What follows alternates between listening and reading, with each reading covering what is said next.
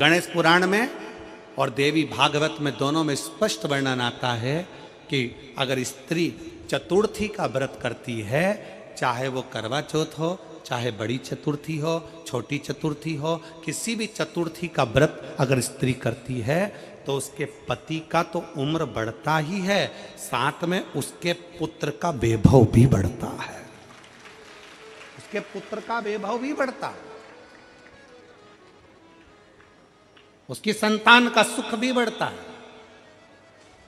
तो कोई ये विचार ना करे कि करवा चौथ का व्रत केवल पति के लिए होता है। शिव महापुराण की कथा कहती है कि करवा चौथ का व्रत अगर स्त्री करती है तो पति की तो उम्र बढ़ती है, साथ में उसके बच्चों का वैभव भी बढ़ता है। कोई व्रत अगर स्त्री करती है, नवरात्रे का व्रत कर रही है, नवरात्रे में उपवास रख रही है, उसका फल सबको मिलता है, उसके पूरे घर को प्राप्त हो, पूर्ण घर।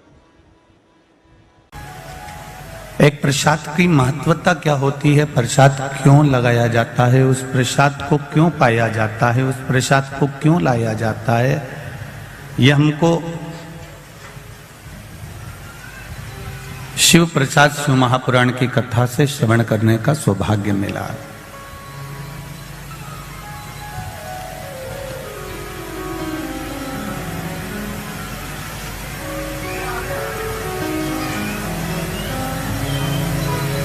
परमात्मा को प्राप्त करने का साधन क्या हो सकता है?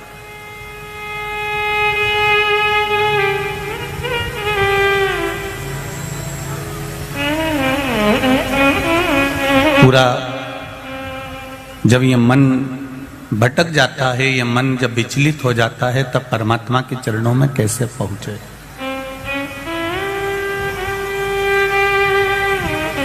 भगवान के चरणारविंद में इस चित्त को, इस मन को ले जाकर कैसे छोड़ा जाए? महाराज,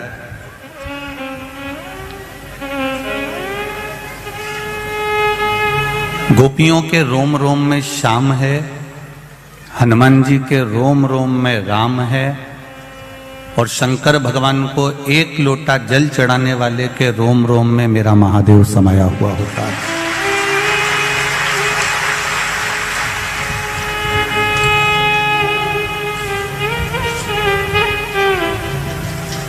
गोपियों को जैसे उनके रोम रोम में श्याम समाया है तो गोपियों को श्याम का दर्शन हो जाता है। हनुमान जी के रोम रोम में राम समाया है तो उनको राम का दर्शन हो जाता है।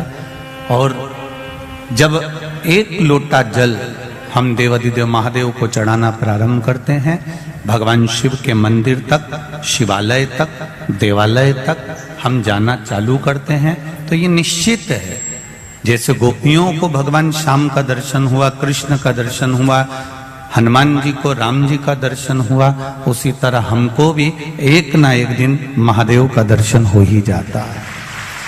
ये विश्वास के बल पर परमात्मा।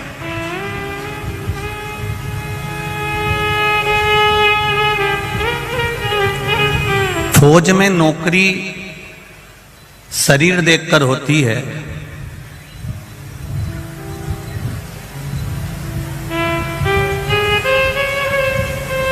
एजुकेशन देखकर होती है,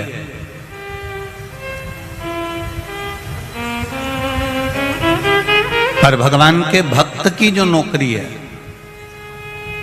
भगवान के चरणारविंद की जो नौकरी है, वो ना एजुकेशन देखकर होती है, ना शरीर देखकर होती है, ना तुम्हारा कपड़ा देखकर होती है, ना तुम्हारा आभूषण देखकर होती है, ना तुम्हारा राजसी ठाट देखकर होती है। भगवान के भक्त की जो नियुक्ति होती है वो केवल उसका हृदय देखकर होती है, उसका मन देखकर होती है। उसके मन के सिवाय वो कुछ नहीं देखता।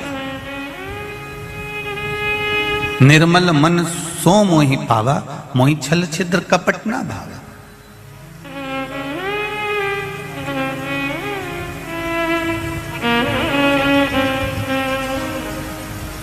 कल कथा में आपको कहा था कि किसी माता ने लिखा कि उसने पत्र में पीछे 6 लिख दिया था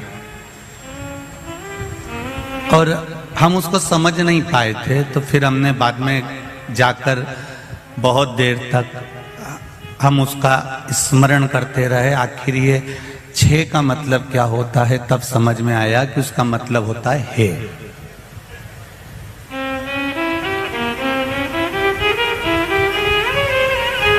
अब एक बात निकालने में आई कि आखिर गुजरात वालों ने ये 6 कहां से निकाला।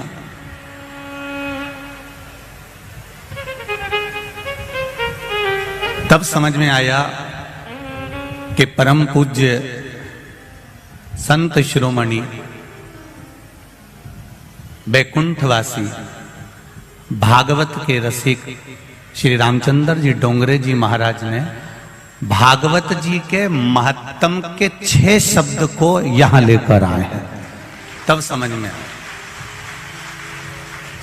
भागवत जी के महत्तम में, श्रीमद् भागवत के महत्तम में 6 अध्याय हैं और वो पूरे की पूरे 6 अध्याय ये कहते हैं कि आत्मदेव की कथा में ये वर्णन किया कि भगवान है। पूरे महत्तम में एक बात कहते रहे कि भगवान है, भगवान रहेगा, भगवान है। पूरी भागवत के महत्तम में 6 अध्याय में हर अध्याय में भगवान के होने की उपस्थिति को दर्शाया गया है कि भगवान है। तो वो जो 6 अध्याय हैं उन 6 को यहां लाकर रख दिया। इसका मतलब है कि हमारा पति 6 मतलब है। अब समझ में मेरे को अच्छे से आ गया। अब गुजरात वालों गड़बड़ी नहीं होगी हो। अब समझ में आ गया कि है 6 मतलब है। मतलब जैसे भागवत जी के महत्तम में 6 अध्याय हैं, 6 अध्याय का मतलब 6 अध्याय में ये वर्णन करा गया कि भगवान है, कृष्ण है, राम है। उसी तरह अब समझ में आ गया कि गुजरात वाले 6 जब भी बोलें तो समझ जाओ कि भोलेनाथ है। अब इनका 6 केवल अकेला नहीं रहा, अब ये प्रूफ हो गया, ये बिल्कुल प्रमाणित हो गया कि भगवान फिर है बोल दिए 6 भगवान 6 मतलब भगवान अब 6। अब ये निश्चित हो गया कि मेरा देव अधिदेव महादेव 6। बस इतनी सी बात अब मेरे को गुजरात से मिल गई है। अब मैं इसको कहीं पे भी ले सकता हूं। अब अपने को अच्छे से मिल गया। धन्यवाद गुजरात वालों को जिन्होंने मुझे सिखा दिया। बहुत बहुत धन्यवाद। अब मैं इस बात का बिल्कुल प्रमाणित हो गया कि भगवान राम 6, भगवान कृष्ण 6, भगवान दत्त 6, माँ जगतजननी अम्बा 6, तो भगवान महादेव 6। मतलब शिव इस पृथ्वी पर सदा विराजमान है और उसको पाने का सबसे सुंदर तरीका है सारी समस्या का हल, एक लोटा जल। केवल शिव को पाने का एक आदित्य, एक आनंदित तरीका है,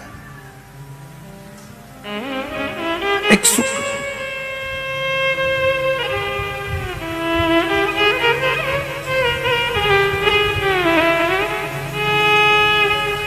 आज के दिन जो 35 साल के हो गए, 30 साल से ऊपर के हो गए, 42 साल के हो गए और जिनका विवाह नहीं हुआ है, वो बेलपत्री की मध्य पत्ती पर केवल कच्चा दूध लगाकर ही भगवान शंकर को समर्पित कर देते हैं। तो अगली जो अनंग त्रयोदशी आती है उससे पहले उसका मंगल विवाह हो जाता है। इतना महत्व है अनंग त्रयोदशी। अनंग त्रयोदशी का इतना महत्व है हमारे शास्त्रों में। महाराज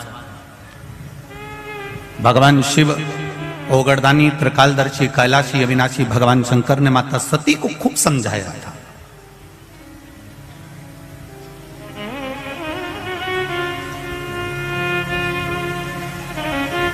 और बारंबार माता सती को समझाया गया कि आप मत जाओ अपने पिता के घर में, पर सती माता नहीं मानी थी और पिता के घर चली गई थी। आखिरी में वो भस्म हो गई थी और शिवजी ने अपने तन पर वो भस्म धारण कर ली। देवादिदेव महादेव ने वो भस्म अपने शरीर पर धारण कर ली। समय आ गया, भगवान देवादिदेव महादेव नेत्र बंद कर कर अपनी साधना में, अपने तप में, अपने आनंद में, अपने राम नाम में, अपने कृष्ण नाम में डूब गए।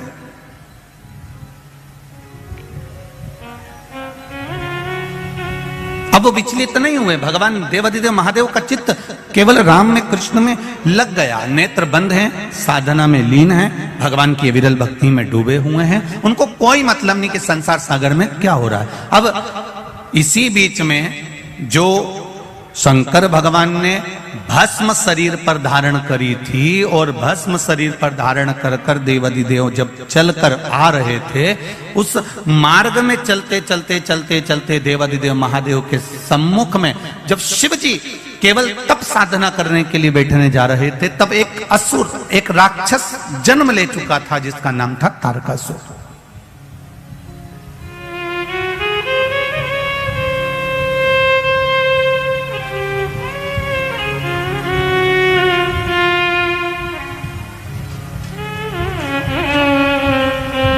तारकासुर का जन्म हो चुका था। महाराज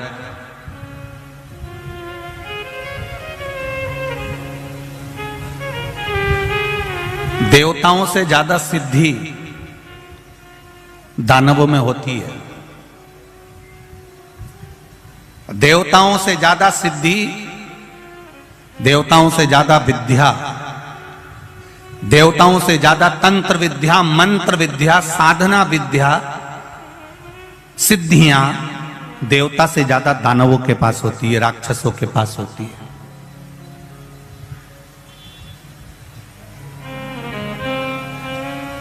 देवताओं के पास में कोई सिद्धि नहीं होती, देवताओं के पास में तो केवल विश्वास होता है परमात्मा के चरणारविंद का।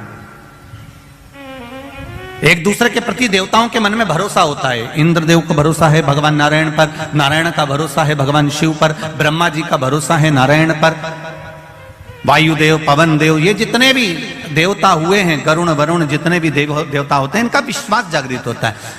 देवताओं से ज्यादा सिद्धि दानवों के पास में होती है। उसके बाद भी तुम पूरे पुराणों को उठाकर देख लीजिए, सारे संसार को उठाकर देख लीजिए और जगह जगह जाकर देख लीजिए कि इतनी सिद्धि दानवों के पास में है, इतने मंत्र तंत्र दानवों के पास में है, इतनी सिद्धियां दानवों के पास में है, उसके बाद भी किसी जगह पर दानव की पूजन नहीं होती है। होती है तो केवल देवताओं की पूजन होती है, केवल देवताओं की पूजन होती है। क्योंकि शिव पुराण कहती है कि तंत्र मंत्र साधना, ये सिद्धियां, ये सारी जो सिद्धियां है, ये कुछ दिन की रहती है।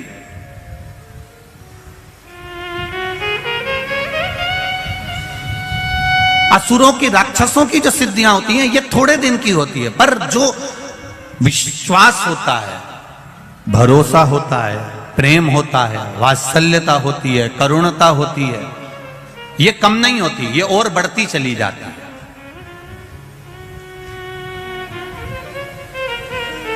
आप जिससे स्नेह करते हो, प्रेम करते हो, विश्वास रखते हो, करुणा रखते हो, वात्सल्यता रखते हो। एक माता अपने पुत्र से प्रेम करती है, वात्सल्यता रखती है, करुणता रखती है, विश्वास रखती है, और बेटा कहीं चले जाए तो मां को नहीं दिखता तो बार बार विचार करती, कहां गया, वो दिख नहीं रहा।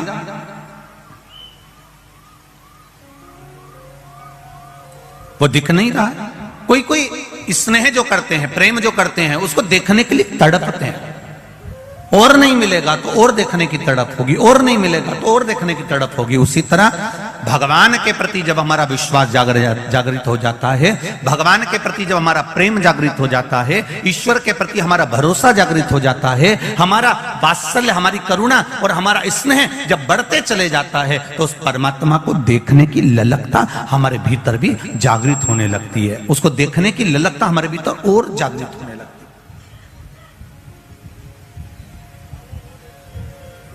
उसको देखने का मन जागृत होने लगता है। देव और दानवों में यह अंतर है कि दानवों के पास में सिद्धियां ज्यादा है, दानवों के पास में बहुत सारे तंत्र मंत्र साधना है, पर देवताओं के पास में कोई सिद्धि नहीं, कोई मंत्र नहीं, कोई तंत्र नहीं, कोई साधना नहीं। और देवताओं के पास में भले मंत्र तंत्र साधना नहीं है, उसके बाद भी आज भी संपूर्ण ब्रह्मांड में, संपूर्ण विश्व में देवता पूजाते हैं, दानव नहीं पूजाते। भले उनके पास में कितनी भी सिद्धियां हो, कितना भी बल हो, कितनी भी सिद्धियां एकत्रित करके रखे हो, कितना भी तंत्र मंत्र इकट्ठा करके रखे हो, पर वो पूजाते नहीं है। हमारे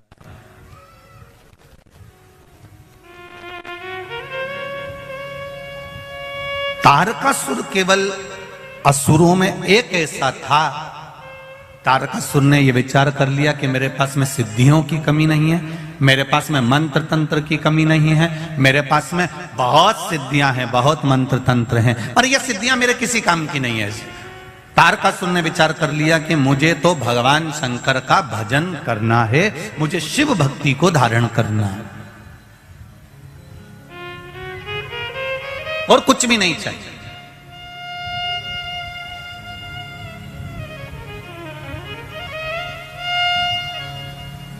महाराज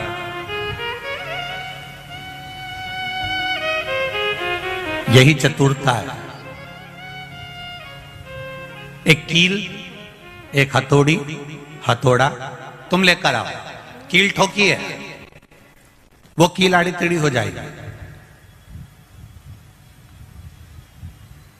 पर एक कारीगर आएगा और वो कील ठोकेगा तो वो कील आड़ी टेढ़ी होगी क्या? नहीं होगी।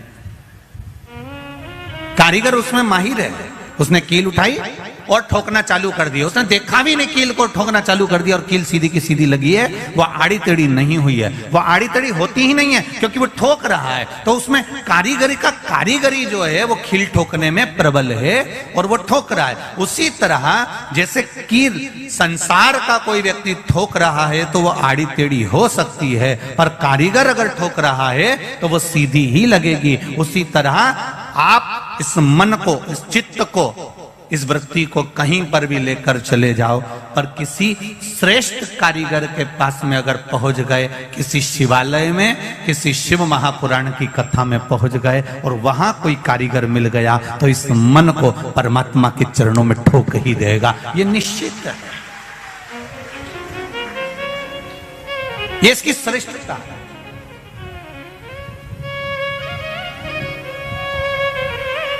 मैंने तेरे ही भरोसे ओ बाबा, तेरे ही भरोसे हवा बिच उड़ती जावांगी, बाबा डोर हथों छड़ी ना मैं कटी जावांगी, भोले मैं तेरी पतंग, शंभो मैं तेरी पतंग, हवा बिच उड़ती जावांगी, बाबा डोर हथों छड़ी ना मैं कटी जावांगी, भोले मैं तेरी पतंग, शंभो मैं तेरी पतंग। इस मन रूपी कील को किसी कारीगर के पास में, किसी देवालय में ले जाकर रख दो और अच्छा कारीगर मिल गया तो वो ठोकेगा, और फिर ये कील इधर उधर नहीं जाएगी। एक पत्राया है, देखिए,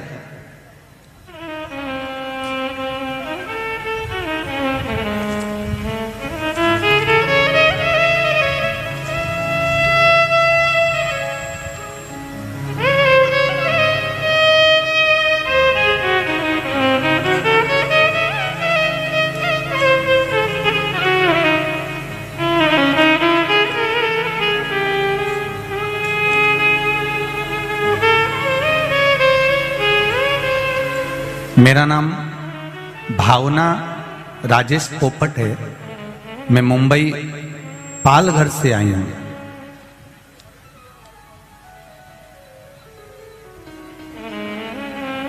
उन्होंने एक बात बहुत अच्छी लिखी है, मेरा नाम भावना राजेश पोपट है, मैं मुंबई पालघर से कथा में धोख लगाने आई हूं, मुझे हिंदी ठीक से लिखना बोलना नहीं आती है,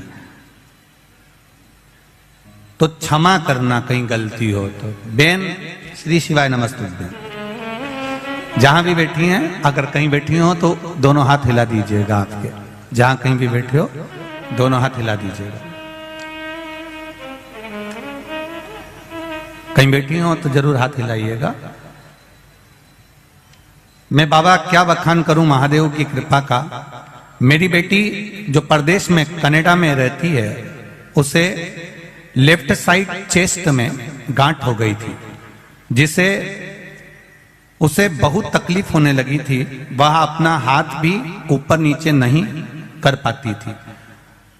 तब उसने वहां डॉक्टर को बताया कनाडा में, तो डॉक्टर ने तुरंत ही उसकी जांच करी और जांच करने के बाद कहा तुम्हारे एक गांठ नहीं है, यहां 3-4 गांठ हो गई है। अब वह ज्यादा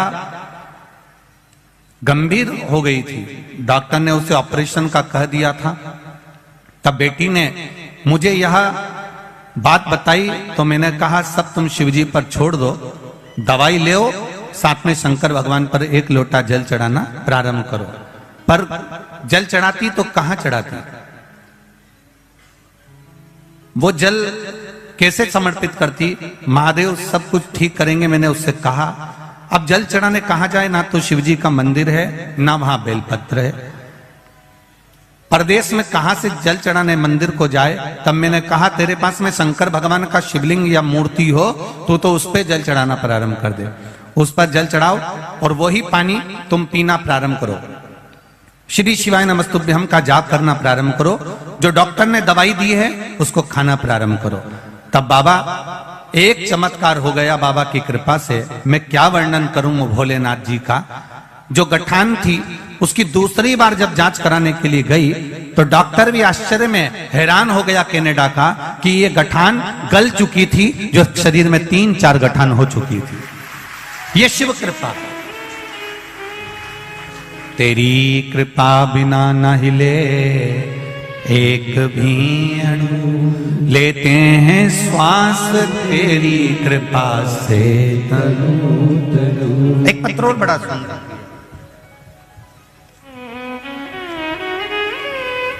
पहले तो बच्चे का फोटो देख लो आप,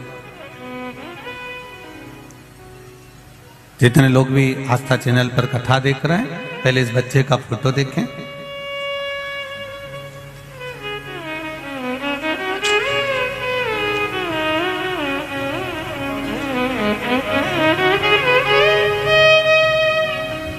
मेरा नाम मंजू बबन पांडे है, मैं औरंगाबाद महाराष्ट्र से आई हूं।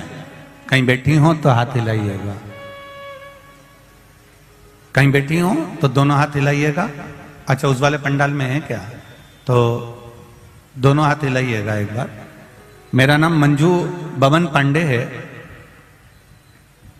मैं औरंगाबाद महाराष्ट्र से आई हूं। जहां कहीं बैठी हो तो दोनों हाथ हिलाइएगा एक बार, कैमरे वालों को दिख जाए तो हमें भी दिख जाए।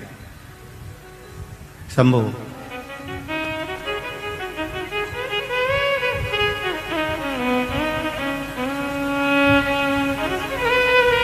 एक लोटा जल, टीवी के सामने सुनी हुई कथा का क्या वर्णन करूं गुरुजी। मेरी 5 बेटियां हैं गुरुजी,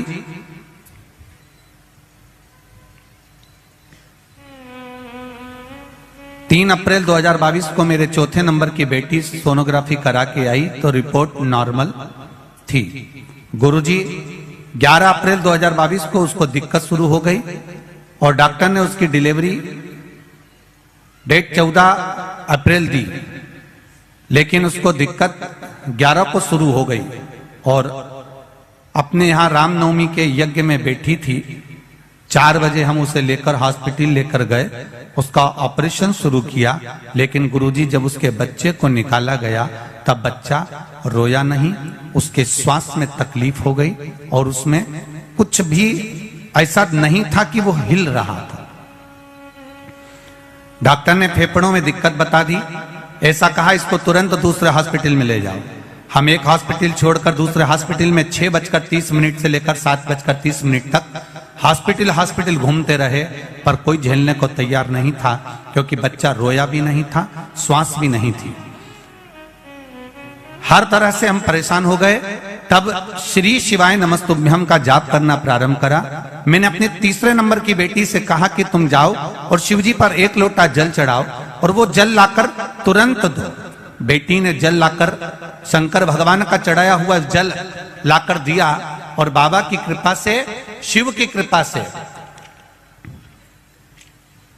वो जल हाथ में लेकर जब फेरा गया, बाबा की कृपा से बच्चे ने 11:30 पर रोना प्रारंभ करा और बाबा की करुणा ऐसी हुई कि वो बच्चा अब स्वस्थ है। उसका फोटो भी लगाया है गुरुजी, और जिस समय वो हालत गंभीर थी उस समय भी लगाया है। उसकी सारी रिपोर्ट लगा रही हूं उस बच्चे की कि उसके फेफड़े आदि कुछ भी काम नहीं करते थे, यहां तक उसके एक्सरे आदि सब लगाए गए हैं, पूरी रिपोर्टें लगाई गई है। गुरुदेव, ये शिव शंकर का भरोसा और विश्वास है जो आज मेरी गोद में मेरा बाबा का प्रसाद है। ये शिव कृपा है। हर हर शिव भक्ति में भगवान शंकर की अविरल भक्ति का जो सुख है, भगवान शिव की अविरल भक्ति का जो आनंद है, वो आनंद कोई साधारण नहीं। बैठिए बहन, जहां कहीं भी आप बैठ जाइए। श्री शिवाय नमस्ते। ये आनंद भक्ति का एक सुख है, विश्वास, भरोसा, दृढ़ता। फिर निवेदन करूंगा, देवों से ज्यादा बल दानवों में है, देवों से ज्यादा सिद्धियां दानवों के पास में है, देवों से ज्यादा तंत्र मंत्र साधना दानवों के पास में है। उसके बाद भी पूरे संसार में, पूरे विश्व में कहीं दानव की पूजन नहीं होती। क्यों? क्योंकि हमारी भारत भूमि जो है वो विश्वास, श्रद्धा और भरोसे के साथ जीती है। हम जितना प्रेम, वात्सल्य, करुणता परमात्मा के चरणों में रखते हैं, उतना सुख हमारे जीवन में हम प्राप्त कर लेते हैं, उतना सुख हम प्राप्त करें।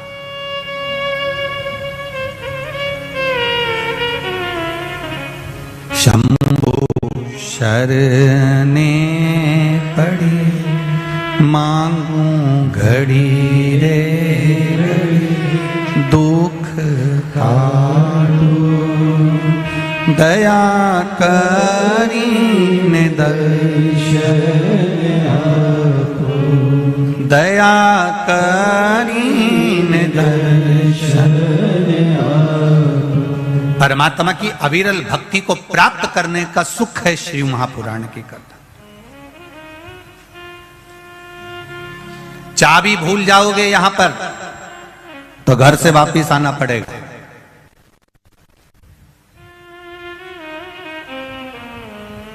एक बात बहुत ध्यान लगा कर सुनना, चाबी की याद कब आती है? जब घर पर, जम के बोलो जरा, पहुंच गए।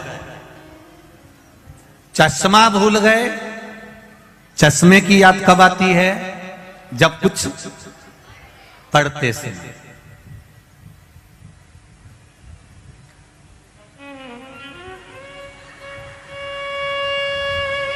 ये बत्ती सी तुमने नई नई बनवाई और डब्बी में रख ली, कथा में आ गए, सोचा प्रसाद मिलेगा तो खाऊंगी, और वो बत्ती सी तुम्हारी कहीं फ्रिज में भूल गए या कहीं रह गई। अब कुछ खाने का समय आया तो याद आई कि नहीं आई, मेरी बत्ती सी कहां है?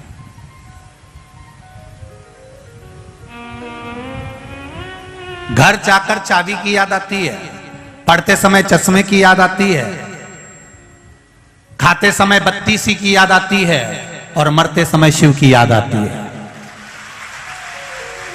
अंतिम बिंदु होता है जब एक्सीडेंट हो गया, ऑपरेशन की समय आ गया, बीपी शुगर गड़बड़ हो गए, कुछ काम बिगड़ गया, तब पंडित जी को फोन लगाया, महाराज जी महामृत्युंजय का जाप बिठा दो, मेरी बहू की तबीयत ठीक नहीं है। पंडित जी मेरे बेटे का एक्सीडेंट हो गया, महामृत्युंजय का जाप बिठा दो। पंडित जी ऐसा हो गया, महामृत्युंजय का जाप बिठा दो। अब कोई भी ये नहीं कह रहा कि कनक धारा का पाठ बिठा दो,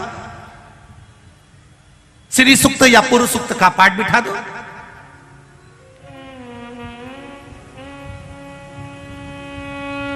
कनक धारा का पाठ, श्री सूक्त, पुरुष सूक्त का पाठ कब याद आता है? जब दिवाली आती है, जब कोई शुक्रवार का दिन आता है, कभी लक्ष्मी को प्राप्त करने का दिन आता है। पर जब मृत्यु की घड़ी आती है, मौत की घड़ी आती है, जब उलझनों में मनुष्य उलझ जाता है, जब कहीं ऐसी विषम परिस्थिति में मनुष्य फंस जाता है, उस जगह पर कोई याद नहीं आता, तब मेरा महामृत्युंजय याद आता है, मेरा महादेव याद आता है। क्योंकि अंतिम क्षण में वो सम्मुख में होना चाहिए, अंतिम क्षण में वो सामने होना चाहिए। और अंत समय प्रभु,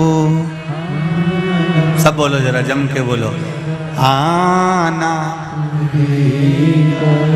वचन दिया तो निभाना पड़ेगा। आए ना आए प्रभु कुटुंब कबीरा, अंत समय प्रभु आना पड़ेगा। वचन दिया तो निभाना पड़ेगा।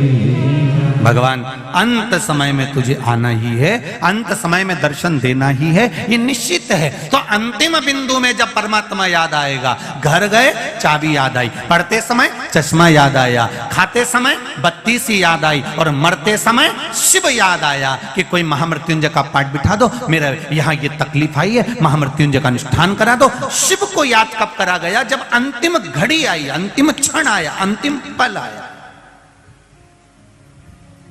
और शिव महापुराण की कथा कर रही है, अगर अंतिम क्षण में आप शंकर भगवान को याद कर रहे हो, उससे अच्छा है पहले ही चाबी को संभाल के रख लेते, पहले ही चश्मे में डोरी लटका के रख लेते, और पहले ही बत्ती सी को अपने बैग में रख लेते। उसी तरह महादेव को एक लोटा जल प्रतिदिन चढ़ा लेते, तो ये दिन ही नहीं आता, ये दिन ही नहीं आता, ये तकलीफ ही नहीं आती।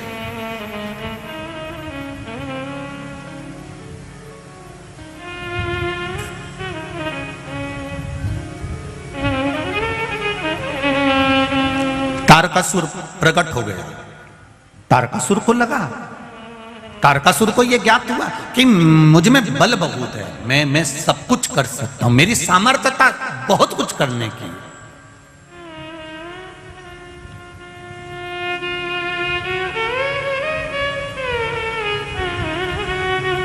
संसार में जितने लोग जन्मे हैं ना,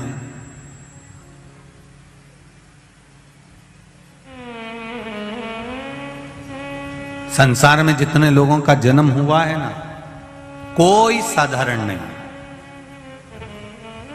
सब भगवान की कृपा से जन्मे हैं, सब भगवान की करुणा से जन्मे। बस थोड़ा सा तालमेल मिलाने की जरूरत है। इतने चतुर चतुर लोग संसार में हैं, इतने विद्वान विद्वान लोग संसार में हैं, उसके बाद भी भूल कर जाते हैं परिवार में रहकर। पाँव में जब चप्पल पहनते हैं तो दोनों चप्पल का नंबर एक ही रखते हैं, दोनों चप्पल का नंबर एक ही रखा। 8 नंबर की चप्पल आती है तो इस पाँव में भी 8 नंबर पहनेंगे, इस पाँव में भी, बोलते जाओ जरा, 8 नंबर पहनेंगे। हो सकता है तुम्हारे बड़ोदरा में ऐसा होता हो कि इसमें 9 नंबर, इसमें 8 नंबर, तो बात दूसरी। पर हमारे यहाँ तो नहीं होता, हमारे यहाँ तो अगर 7 नंबर की चप्पल है तो दोनों 7 नंबर की है, 8 नंबर की है तो दोनों 8 नंबर की है, 9 नंबर की है तो दोनों 9 नंबर की है। और अगर एक चप्पल दूसरे नंबर की पहनकर चल लो तो बहुत लंबा चल सकते हो क्या? एक 8 नंबर की पहन लो और एक 9 नंबर की पहन लो, और तुमसे कोई कह दे जाओ जरा यहाँ से वहां तक चले जाओ, चल सकोगे? नहीं, या तो चप्पल काट लेगी या फिर चलने में तकलीफ आएगी, पाँव दुखेगा, कुछ ना कुछ प्रॉब्लम खड़ी हो जाएगी। अब इतनी विद्वत्ता सब में है कि चप्पल एक ही नंबर की होना चाहिए। अगर एक चप्पल 8 नंबर की और एक 9 नंबर की है तो बहुत लंबा नहीं चल सकते। उसी तरह परिवार में रह रहे हो, घर में रह रहे हो, तो निवेदन है पति पत्नी जब दोनों साथ रहें, भाई भाई जब साथ रहें, देवरानी जेठानी जब साथ रहे, सास ससुर जब साथ में रहें, बहुएं अपने परिवार के साथ में रहे, तो निवेदन है जैसे चप्पल 1 नंबर की होती है, जब आप अपना मायका छोड़कर ससुराल में आ जाओ, आप कौन से नंबर की चप्पल रखते हो, कितना क्रोध रखते हो, कितना कितना वाणी में क्या रखते हो, उससे कोई मतलब नहीं होना चाहिए। अब ससुराल में आ गए हो तो चप्पल का एडजस्टमेंट कर कर चलना, अर्थात अपने को उनके नंबर से मिलकर चलना पड़ेगा, तब जाकर लंबा चल सकते हो। अगर इससे मिलकर नहीं चले तो थोड़ा जाने के बाद में अदालत पहुंच जाओ।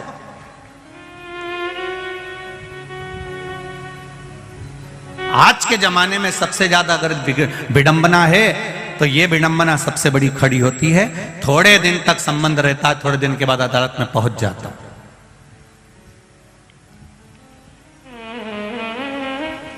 बड़ा दुख होता है कि पिताजी ने 25 लाख 50 लाख खर्च करा, 40 लाख खर्च करा, 10 लाख खर्च करा, पिताजी ने बेटी के विवाह में खर्च करा, उधर बेटे के विवाह में खर्च करा, दोनों का नंबर नहीं मिल पाया, बहुत लंबा नहीं चल पाया, बहुत लंबा नहीं चल पाया।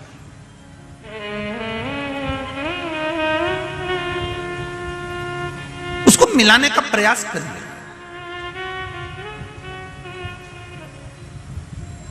भक्त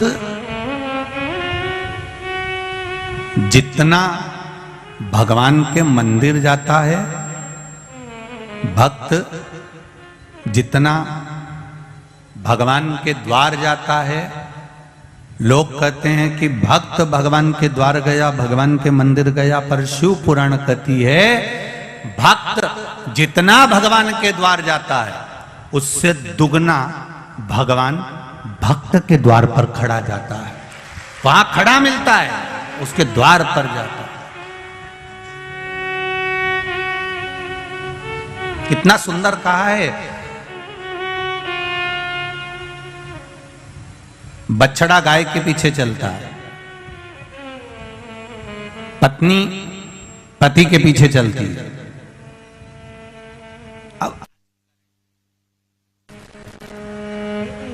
अभी का तो हम नहीं कह सकते, पर पहले का नियम था।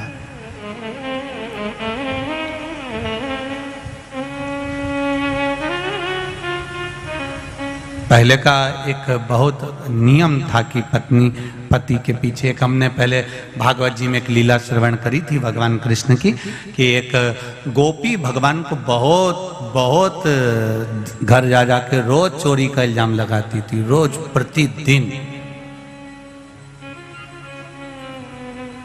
रोज चोरी का इल्जाम लगाए। यशोदा जी ने भी कह दिया, जिस दिन तुम मेरे लाला को पकड़ कर बता दोगी ना, उस दिन गारंटी है मेरी, मेरा बेटा चोर नहीं हो सकता।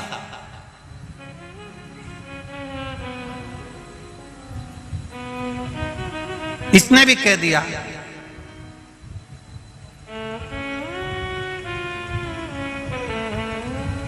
अगर मैंने भी तेरे बेटे को, तेरी औलाद को अगर पकड़ कर नहीं बताया तो मेरा नाम भी कमला बई नहीं। अब जो भी उसका नाम होगा उस समय पर मेरा नाम भी ये नहीं। अब इतनी शर्त लगा के चली गई।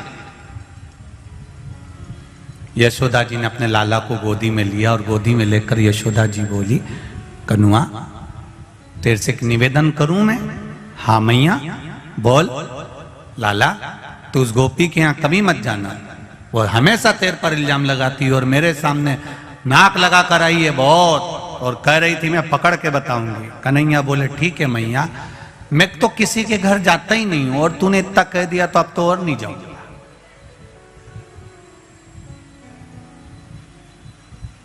ये मानने वाला है। सबसे पहले उसी गोपी के घर गया, सबको लेके गया। अब गोपी भी इतनी समझदार थी, इतनी चतुर थी कि उसने आज लाला को पकड़ने के लिए मटकी के नीचे घंटी लगा दी थी। नीचे लगा मनसुका, श्रीदामा, मधुसूदन, फिर दाऊ, फिर ऊपर चढ़े कन्हैया।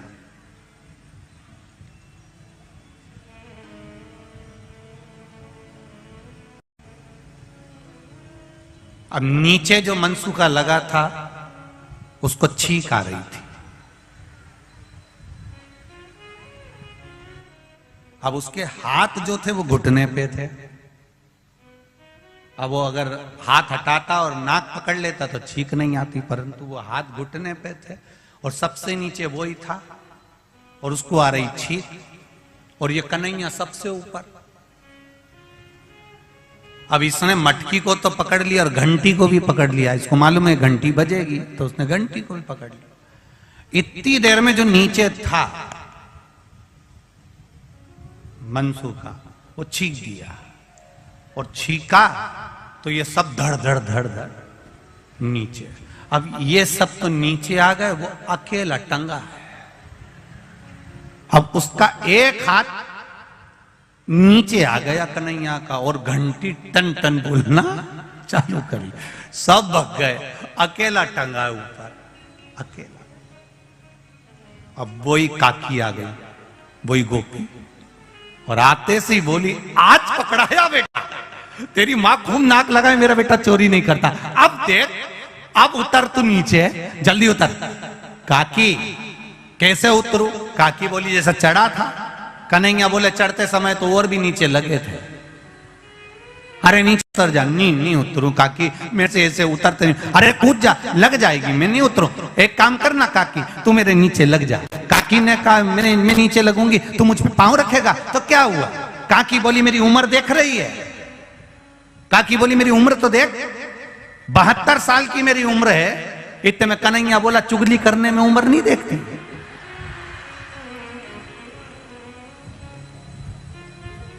काकी ने बोला मैं लग जाती हूं, तो धीरे से उतरना हो, देख मेरा बुढ़ापे का ध्यान रखना हो। अब कन्हैया ने काकी के कंधे पर पांव रखा, मटकी को पकड़ा। अब कन्हैया एक पांव इधर करे, एक पांव इधर करे, फिर इधर करे, फिर इधर करे। काकी यूं यूं होए, तो इतने में काकी चिल्लाई क्या कर रहा है, उतरता क्यों नहीं है? कन्हैया बोला काकी ऐसा लग रहा हो जैसे सावन के महीने में हिंडोला झूल रहा। काकी बोली आग लगे तेरे हिंडोले को, नीचे उतर। तब कन्हैया ने छोटी मोटी पकड़ के नीचे उतरा, और काकी ने उसको पांव में दमोच लिया। अब काकी तो कंगा कर रही थी, बाल बा रही थी, पूरा बाल खुला हुआ था उसका, और इसने कन्हैया को पांव में दमोच लिया। और जल्दी से काकी ने कहा आज पकड़ाई में आया है, अब तेरी मैया खूब नाक लगाती थी मेरा बेटा चोरी नहीं करता, चोरी नहीं करता, आज दिखाऊंगी तेरे को ले जाके, तू चल तो सही। और कन्हैया को पांव में दमोच लिया काकी ने, और जल्दी से चोटी करने लगी। अब चोटी करने में समय लगता है, अब चोटी करने में समय लगे, तो उसने क्या करा, फिर चोटी नहीं करी। फिर जैसे गुजरात की मेरी बहनों क्या करती है,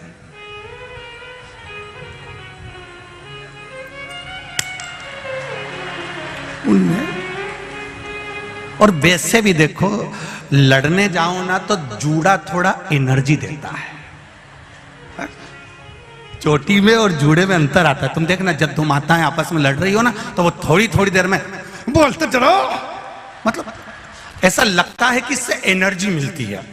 जैसे वो हमारे यहाँ हलवाई जब जलेबी बनाता है तो ऐसा खींच के बनाता है, तो एनर्जी मिलती है, तब जले तो बल तो जरा, तो उससे बल मिलता है।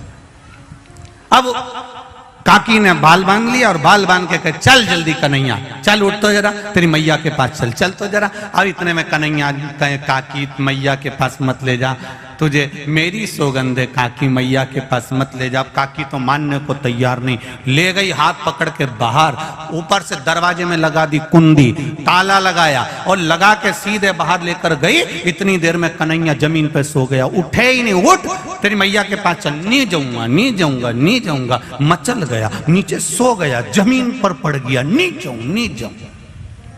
काकी भी वहीं बैठ गई। अब काकी वहां बैठी, और बैठते से कन्हैया उठ के बैठा, और बैठते से बोला काकी, ओ काकी, तेरे सिर की सौगंध, कभी मक्खन की चोरी नहीं करूंगा। इतने में काकी बोली तू मेरी सौगंध खा रहा है, तेरी मैया की सौगंध क्यों नहीं खाता? कन्हैया बोले काकी मेरी एक ही मैया है। इतने में काकी बोली मैं दो चार हूं। थोड़ी देर बाद कन्हैया ने काकी के दोनों कान पकड़ लिए। खुद के कान पकड़ने की जगह काकी के पकड़कर बोला काकी तेरे कान पकड़ के क्षमा मांगता हूं। कभी चोरी नहीं करूंगा। काकी बोली पहले तो मेरे कान छोड़। क्षमा मांगने के लिए खुद के कान पकड़ते हैं और तू मेरे पकड़ रहा। काकी ने नहीं सुना, हाथ पकड़ा लेके चली। चलते चलते चलते चलते आगे में और सामने चलते हुए चौराहे पर मार्ग से जैसे ही जा रही थी, इतनी देर में इसका जो ससुर वहां बैठा हुआ था, उस ससुर ने बहू को देख लिया। बहू को देखा, उसके पास में आ गया। आते से बोला, बहू कहां जा रही है? कहीं नहीं, इस कन्हैया को लेकर जा रही हूं, इसकी मैया को दिखाने के लिए। अब ससुर इधर, बहू का मुंह इधर, इतना घूंघट कर लिया, इतना घूंघट। अब पहले का नियम था, ससुर और सास के सामने बहू अपना मुख नहीं खोलती थी। अब आज का जमाना तो बड़ा विचित्र हो गया, अब क्या बोलूं इसका। पहले इतना घूंघट। तुम बहेड़िया परिवार में देखना उनकी दादी जी को, अभी भी बैठी है तो इतना ही डाल के बैठी। तुम देखो जरा, आप देखोगे तो माताओं को देखिए, उनके भेड़िया परिवार की इतना इतना घूंघट तो आज भी लेकर बैठी हुई है। अब पहले का जमाना था, इतना पल्लू लेकर बैठते थे। पहले का जमाने में इतना चलता था, फिर धीरे धीरे इतना आया, फिर इतना, फिर इतना, फिर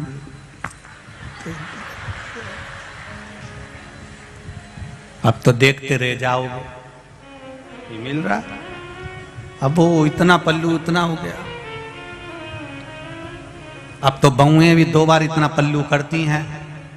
जब शादी कर कर आती हैं तब इतना पल्लू करती हैं, क्योंकि मुंह दिखाई होती है तो सोने की रकम मिलती है। और बहुएं दूसरी बार इतना पल्लू जब करती है कि जब घर में कोई बुढ़ा बुढ़ी डोकरा डोकरी मरता है, कोई बुजुर्ग मरता है, तब इतना पल्लू करती है, क्योंकि आंख में आंसू तो एक भी नहीं आते, बस घूंघट रख के डिजाइन में चिल्लाती रहती है। आंख में आंसू तो आता नहीं। अब इधर ससुर खड़ा, इधर बहू ने मुंह कर लिया, कन्हैया का हाथ पकड़िए और हाथ पकड़ कर लेकर जा रही, इसकी मैया को दिखाने जा रहे हैं। इतने में कन्हैया ने कहा, मैया काकी बहुत प्यास लग रही है, पानी पियान दे। ससुर ने कहा, बेटा छोटा सा बच्चा है, पानी पियान दे। जो कन्हैया का हाथ छोड़ा पानी पीने के लिए ससुर के कहने पर, जल्दी आ। कन्हैया जैसे ही आया, उसने कहा, काकी चल। काकी बोली, हाथ पकड़ा, इन्हें लो ना ससुरा जी का पकड़ा दो, ले। अब ससुर का हाथ पकड़कर काकी जो चली, और ससुर को काटे खून नहीं, भरे चौराहे पर, भरे चौपाल पर बहू ने मेरा हाथ पकड़ लिया। गुस्से में लाल हो गया ससुर, बोला कुछ नहीं। किसी किसी को 2 तरह का गुस्सा आता है। एक गुस्से में व्यक्ति बड़बड़ करके बोल देता, गाली दे देता, अपशब्द कर देता, कुछ भी कह देता। दूसरे गुस्से में व्यक्ति कुछ कहता नहीं, अंदर ही अंदर बस घुड़राता रहता। ससुरे को वही गुस्सा आया था और कन्हैया ने कह दिया, चल काकी, और ये बुढ़े का हाथ पकड़कर चली। और चलते सी बोली, क्यों रे तेरा हाथ इतना जाड़ा कैसे हो गया? इतने में कन्हैया बोला, पानी पिया ना इसलिए जाड़ा हो गया, और लेके चली। और जैसे ही यशोदा जी के यहाँ दरवाजे पर पहुंची, ससुर तो गुस्से में लाल था, कन्हैया अंदर पहुंच गया खिड़की में से। इसने दरवाजा बजाया, यशोदा, ओ यशोदा, यशोदा, ओ यशोदा। यशोदा जी निकल कर आई। जो ससुर जी को देखा तो यशोदा जी ने मैं पल्लू कर लिया कि घर का गांव का बुजुर्ग है। यशोदा जी ने पल्लू करा और गांव के बुजुर्ग को देखकर जैसे ही पल्लू करा तो यशोदा जी ने पूछा, क्या बात है गोपी? गोपी बोली, देख मैं तेरे कन्हैया को पकड़ कर लाई हूं, दे 2-4 धर के। इतने में ससुर जी ने सोचा, बताओ मेरी बहू मुझे कुटवा रही, रुक जा। इतने में यशोदा जी ने पल्लू लेकर कहारी, अरे पलट के तो देख ले कौन को पकड़ के लाई है। इतने में सखी बोली, तू मारे कि मैं मारूं? ससुर ने कहा, मेरी बहू मुझे मारेगी, आज देखो ही सरी। ससुर खड़ा और इतने में यशोदा जी बोली, पीछे पलट तो सरी। जो यशोदा जी ने कहा और सखी ने पलट कर देखा तो ससुर को देखकर रो पड़ी, पिताजी तुम कहां से आ गए? इतने में मैं तो कन्हैया को पकड़ कर लाई थी। ससुर जी ने कहा, तू घरे तो चल, तुझे बच्चे में और बुढ़े में अंतर नहीं टिपे, तू घरे आ, घर आ। इतने में कन्हैया अंदर से आंख मलता मलता आया, मैया क्या हो गया? इतने में यशोदा जी बोली, ये गोपी तो पागल हो गई। यशोदा जी अंदर गई, कन्हैया बाहर निकल के ठोड़ी पे हाथ रखकर बोला, कैसी है? जो कन्हैया ने कहा, इतने में तो गोपी बोली तू रुक जा अभी, एक बार अब की बार पकड़ाई में आ गया ना, पुदीना की चटनी नहीं बनाए, ऐसी तेरी चटनी नहीं बनाई तो मेरा नाम गोपी नहीं। इतने में कन्हैया बोला, पहले घरे जा घरे, तेरा खसम तेरी ऐसी चटनी बनाएगा, तेरा पति तेरी चटनी बनाएगा, तू जा। और ये गोपी घर गई। ससुर जी रात को बैठे हुए थे, गोपी ने कहा उनसे मत कहना। ससुर जी ने कहा जाओ अपने कमरे में। रात को ससुर जग रहा, पति आ गया इसका। पति ने पूछा पिताजी आज आपको नींद नहीं आ रही? बाबूजी, दाई जी आज आपको नींद नहीं आ रही? भाऊ आप आज नींद नहीं आ रही? इतने में ससुर जी ने कहा जिस घर में ऐसी बहू हो कौन ससुरे को नींद आएगी, बता तू क्या हुआ? रास्ते में से मेरा हाथ पकड़कर यशोदा जी क्या ले गई और क्या क्या मारो, और क्या क्या मैं कन्हैया को पकड़ के लाई थी। इतने बुढ़े में इसको कन्हैया दिख रहा। बेटे ने तुरंत अपने पिताजी से कहा पिताजी ये देखो। पिताजी बोले बेटा ये क्या हो गया? पिताजी रात को पानी पीने उठा था, इसने डंडा उठा के मेरे को जो दिया धर के। मैंने पूछा किसको मार रही? तो क्या कन्हैया को मार रही? बता, इसको पति में कन्हैया दिखे पिताजी, इसको ससुर में कन्हैया दिखे, इसको हो क्या? ससुर ने कहा बेटा मुझे लग रहा है इसको कोई हवा मवा लग गई, अब वो निकलेगी कैसे? तो उन्होंने कहा एक काम करो, वृंदावन जाते हैं तो वहां पर एक बाबा बैठा है काली कामल ओढ़ के, उसको लेकर आ जा। इतने में कन्हैया जी के पास में मनसुखा ने जाकर कह दिया वो गोपी का पति जा रहा है बाबा जी को लेने। कन्हैया ने माखन की मटकी उठाई, बाबा जी को दे दी, बाबा की काली कामल ओढ़कर कन्हैया बैठ गया। इतने में इसका पति आकर बोला बाबा मेरी पत्नी को कोई हवा धर गई बाबा, उसको सही कर दो बाबा। बाबा ने कहा चलो। आगे आगे इसका पति, पीछे पीछे बाबा, काली कामल ओढ़कर कन्हैया गए। और जो पहुंचे इतने में कन्हैया ने कह दिया ससुर भी दूर रहो, पति भी दूर रहो, पहले मुझे देख के आन दो कि कौन को हवा लगी है। कि वो बैठी है दरवाजे पे बैठी थी, कन्हैया काली कामल ओढ़कर जो गए और ओढ़कर जाकर कम्बल हटाकर बोले काकी कैसी? काकी बोली कन्हैया आ गया। अब जैसे ही बोली कन्हैया आ गया, इतने में तो ससुर और पति दोनों चिल्ला के बोले बस बाबा हवा ये लगी है। हर एक में कन्हैया दिख रहा है। अब बताओ तुम में भी कन्हैया दिख रहा है बाबा, इसको कन्हैया दिखना बंद हो जाए ऐसी कृपा कर दो। इतने में भगवान ने कहा तुम चिंता मत करो, इसको दरवाजा लगाने का बहुत शौक है, इसको अंदर खटिया से बांध दो। कमरे में खटिया से बांधा, 5 किलो मिर्ची लाओ, एक तगाड़ी कंडा जला के ला, लकड़ी जला के ला, अंदर रखो, 5 किलो मिर्ची झोंक के दरवाजा लगा के बाहर बैठ गया। थोड़ी देर बाद अंदर गया, सबसे कह दिया अंदर मत आना। अंदर जाके पूछे काकी कैसी? काकी क्या थी? तो रुक तो सही। पति आकर बोले बाबा थोड़ा ठीक है। कन्हैया ने काकी से पूछा अब चुगली करेगी? मेरी मैया के पास जाके कुछ बोलेगी? इतने में ससुर ने कहा बाबा इससे पूछो कहीं कन्हैया तो नहीं दिख रहा। इतने में खड़े हो जाओ। कन्हैया ने पूछा ये कौन है? महाराज ससुरा जी। ये कौन है? महारा पति देवता। मैं कौन हूं? कन्हैया।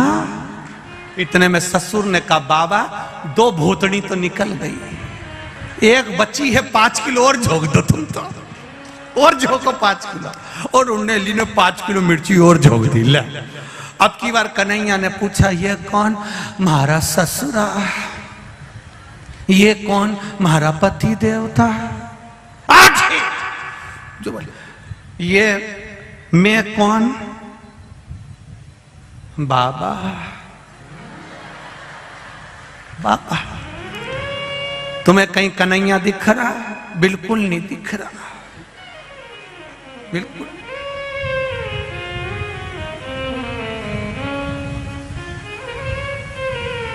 कोई नहीं।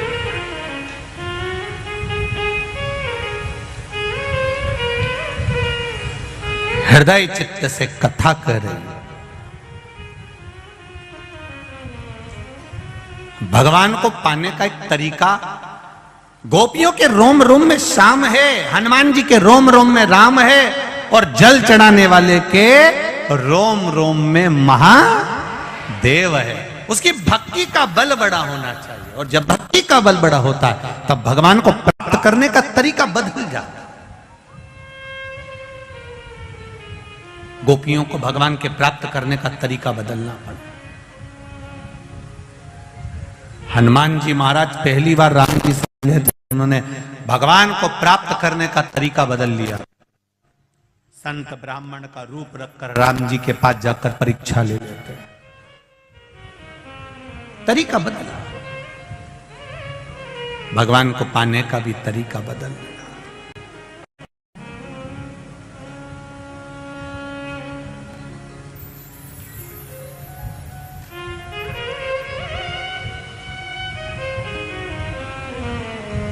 भगवत पद की प्राप्ति का तरीका बदला। बस शिव कथा यही कर रही है। आप दिल से, हृदय से, चित्त से, मन से जब भगवान की शरणागति ग्रहण करते हो तब भगवान आपको पकड़ लेता है। गाय के पीछे बछड़ा चलता है, पति के पीछे पत्नी चलती है, और भक्त के पीछे मेरा महादेव चलता है, वो पीछे पीछे चलता है।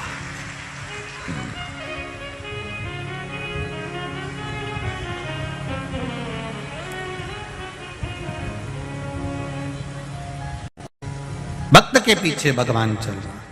और जब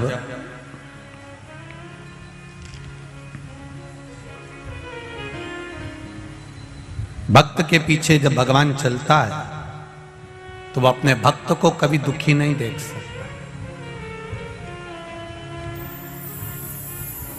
अपने भक्त को कभी वो दुखी नहीं देख सकता।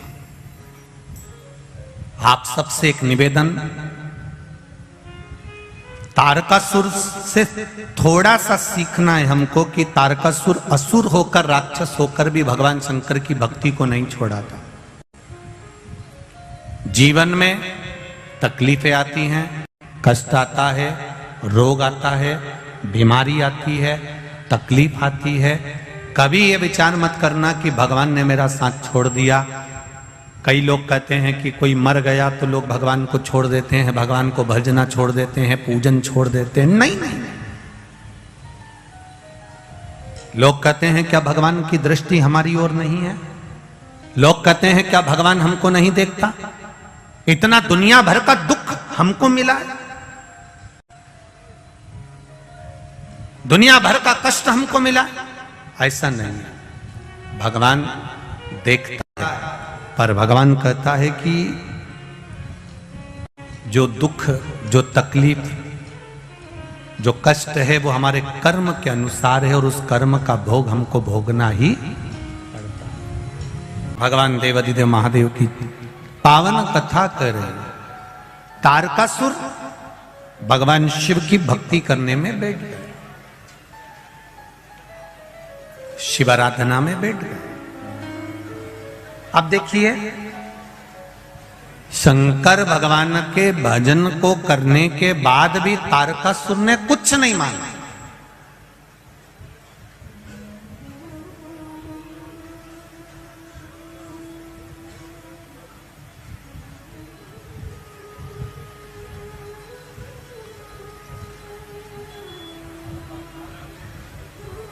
प्रसाद का एक मतलब अच्छे से समझिए जरा।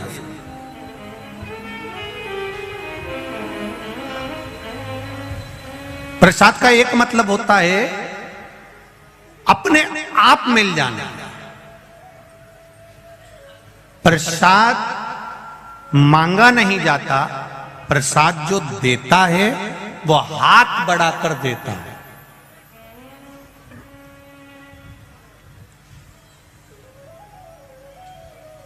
और बहुत ध्यान दीजिएगा जरा थोड़ा सा। एक वो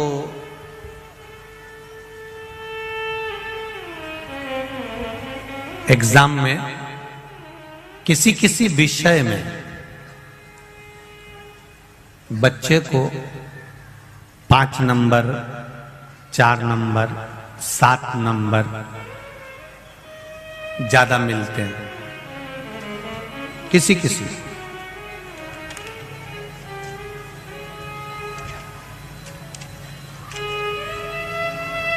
और जब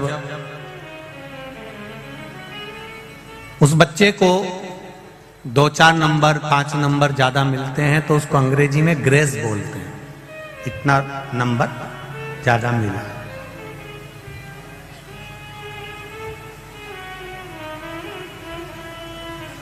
मतलब वो उसने मांगा नहीं है। एग्जाम देते समय उसने ये नहीं लिखा था कि मुझे इस नंबर में इस सब्जेक्ट में इतना ग्रेस देना, इतना ज्यादा देना, ये उसने बोला नहीं। प्रसाद को अंग्रेजी में ग्रेस भी कहते हैं, मतलब मांगा नहीं जाए और मिल।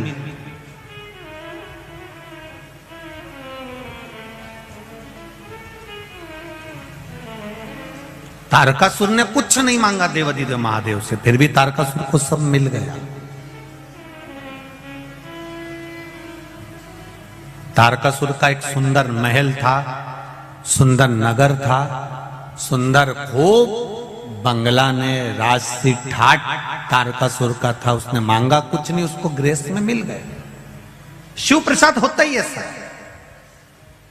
शंकर भगवान को जल चढ़ाओ, बेलपत्री चढ़ाओ, तुम कुछ भी मत मांगो तो भी शंकर भगवान अपने मंदिर से जाने वाले को, अपने देवालय से, अपने शिवालय से जाने वाले को ग्रेस मतलब कुछ ना कुछ देकर भेजी देते हैं, भले वो मांगे ना मांगे, हाथ फैलाए ना फैलाए, कुछ ले ना ले, वो हाथ बड़ा कर देता है। वो मेरा देव अधिदेव महादेव है जो दे रहा, उससे मांगा नहीं जाता, वो दे देता है।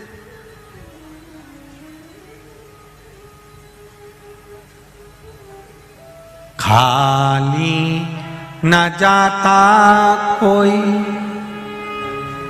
दर से तुम्हारे, खाली न जाता कोई दर से तुम्हारे, मैं भी खड़ा हूँ नन्ही बाहें पसारे, मैं भी खड़ी हूँ नन्ही बाहें पसारे, अपने हृदय से लगा लगा लो, गिरा जा रहा हूँ, उठा लो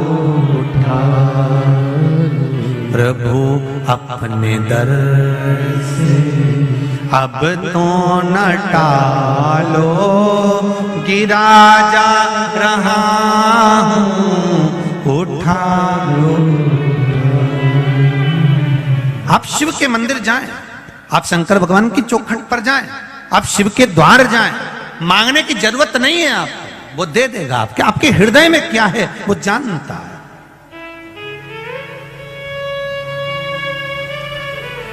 अभी इंदौर की कथा किस किसने सुनी थी टीवी पर? हाथ उठाओ जरा, जिसने सुनी। सबने सुनी है? धरो धरो वापिस धरो, ठीक है। इंदौर की कथा में एक बात कही थी कि ब्रह्मा जी के सामने ब्रह्माणी ने, ब्रह्मा जी के सामने सरस्वती ने, ब्रह्मा जी के सामने वीणा देवी ने अहंकार के शब्द कह दिए थे कि मुझ में इतना स्वर है, मुझ में इतना ज्ञान है। तब ब्रह्मा जी ने कह दिया था कि तुम्हें शंकर भगवान के पास जाना पड़ेगा।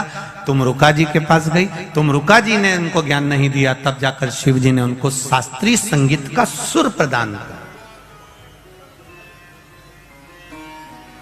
जब सरस्वती माता को स्वर दे दिया गया, जब सरस्वती माता को भगवान शंकर ने, नटराज ने सब कुछ दे दिया, तब माता सरस्वती ने नटराज से कहा, भोलेनाथ जी से कहा, मेरे लिए भी तो कोई आज्ञा करो, आपने मुझे इतना दिया है तो मैं गुरु दीक्षा में आपको क्या,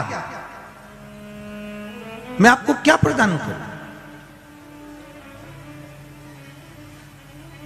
ये प्रसंग उस दिन रह गया था। आज अनंग त्रयोदशी के दिन ये प्रसंग वापिस आया है, इसको अच्छे से सुनना।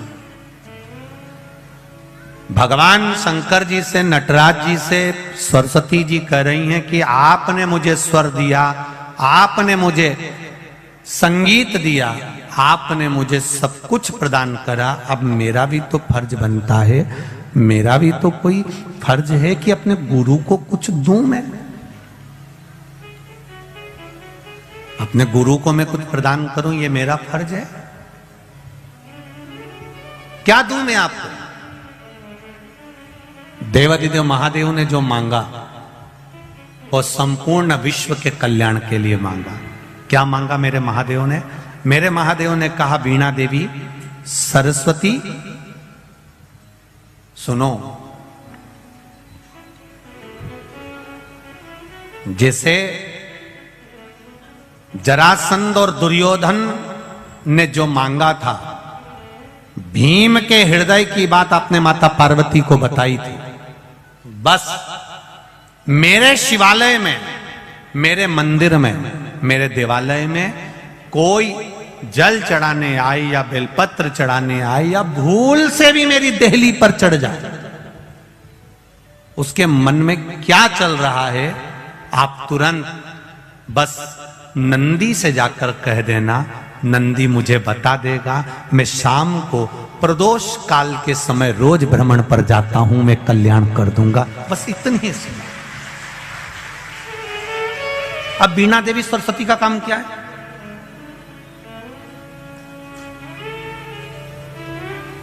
वीणा देवी सरस्वती का काम क्या है? शिव जी के मंदिर में वीणा देवी सरस्वती का कार्य क्या है? भगवान शंकर की चौखट पर पार्वती मैया अंदर है, नंदी के पास में माता लक्ष्मी विराजमान है, वीणा देवी भगवान शंकर की चौखट के बाहर शिष्य गुरु के द्वार पर है, और वीणा देवी ने कह दिया, भोलेनाथ अब आपके मंदिर में जो भी आएगा, जो जिस भाव से आएगा, भले वो मांगे ना मांगे, पर मैं उसके हृदय में निवास कर कर उसके चित्त की बात को ध्यान कर कर नंदीश्वर को बता दूंगी, और आप प्रदोष काल में जब आप भ्रमण के लिए जाएंगे तब आप उसको प्रदान कर देना। बस इतनी सी कृपा करना। ये वीणा देवी को वर दिया, और वीणा देवी ने शिव को वचन दिया। प्रदोष काल कब होता है? सूर्य अस्त होने वाला है, सूर्य डूबने वाला है, उसके 45 मिनट पहले से सूर्य डूब जाता है, उसके 45 मिनट बाद तक प्रदोष काल का समय होता है। शिव जी के भ्रमण का समय क्या है? यही प्रदोष काल। प्रतिदिन मेरे देवादिदेव महादेव भ्रमण पर निकलते, प्रतिदिन।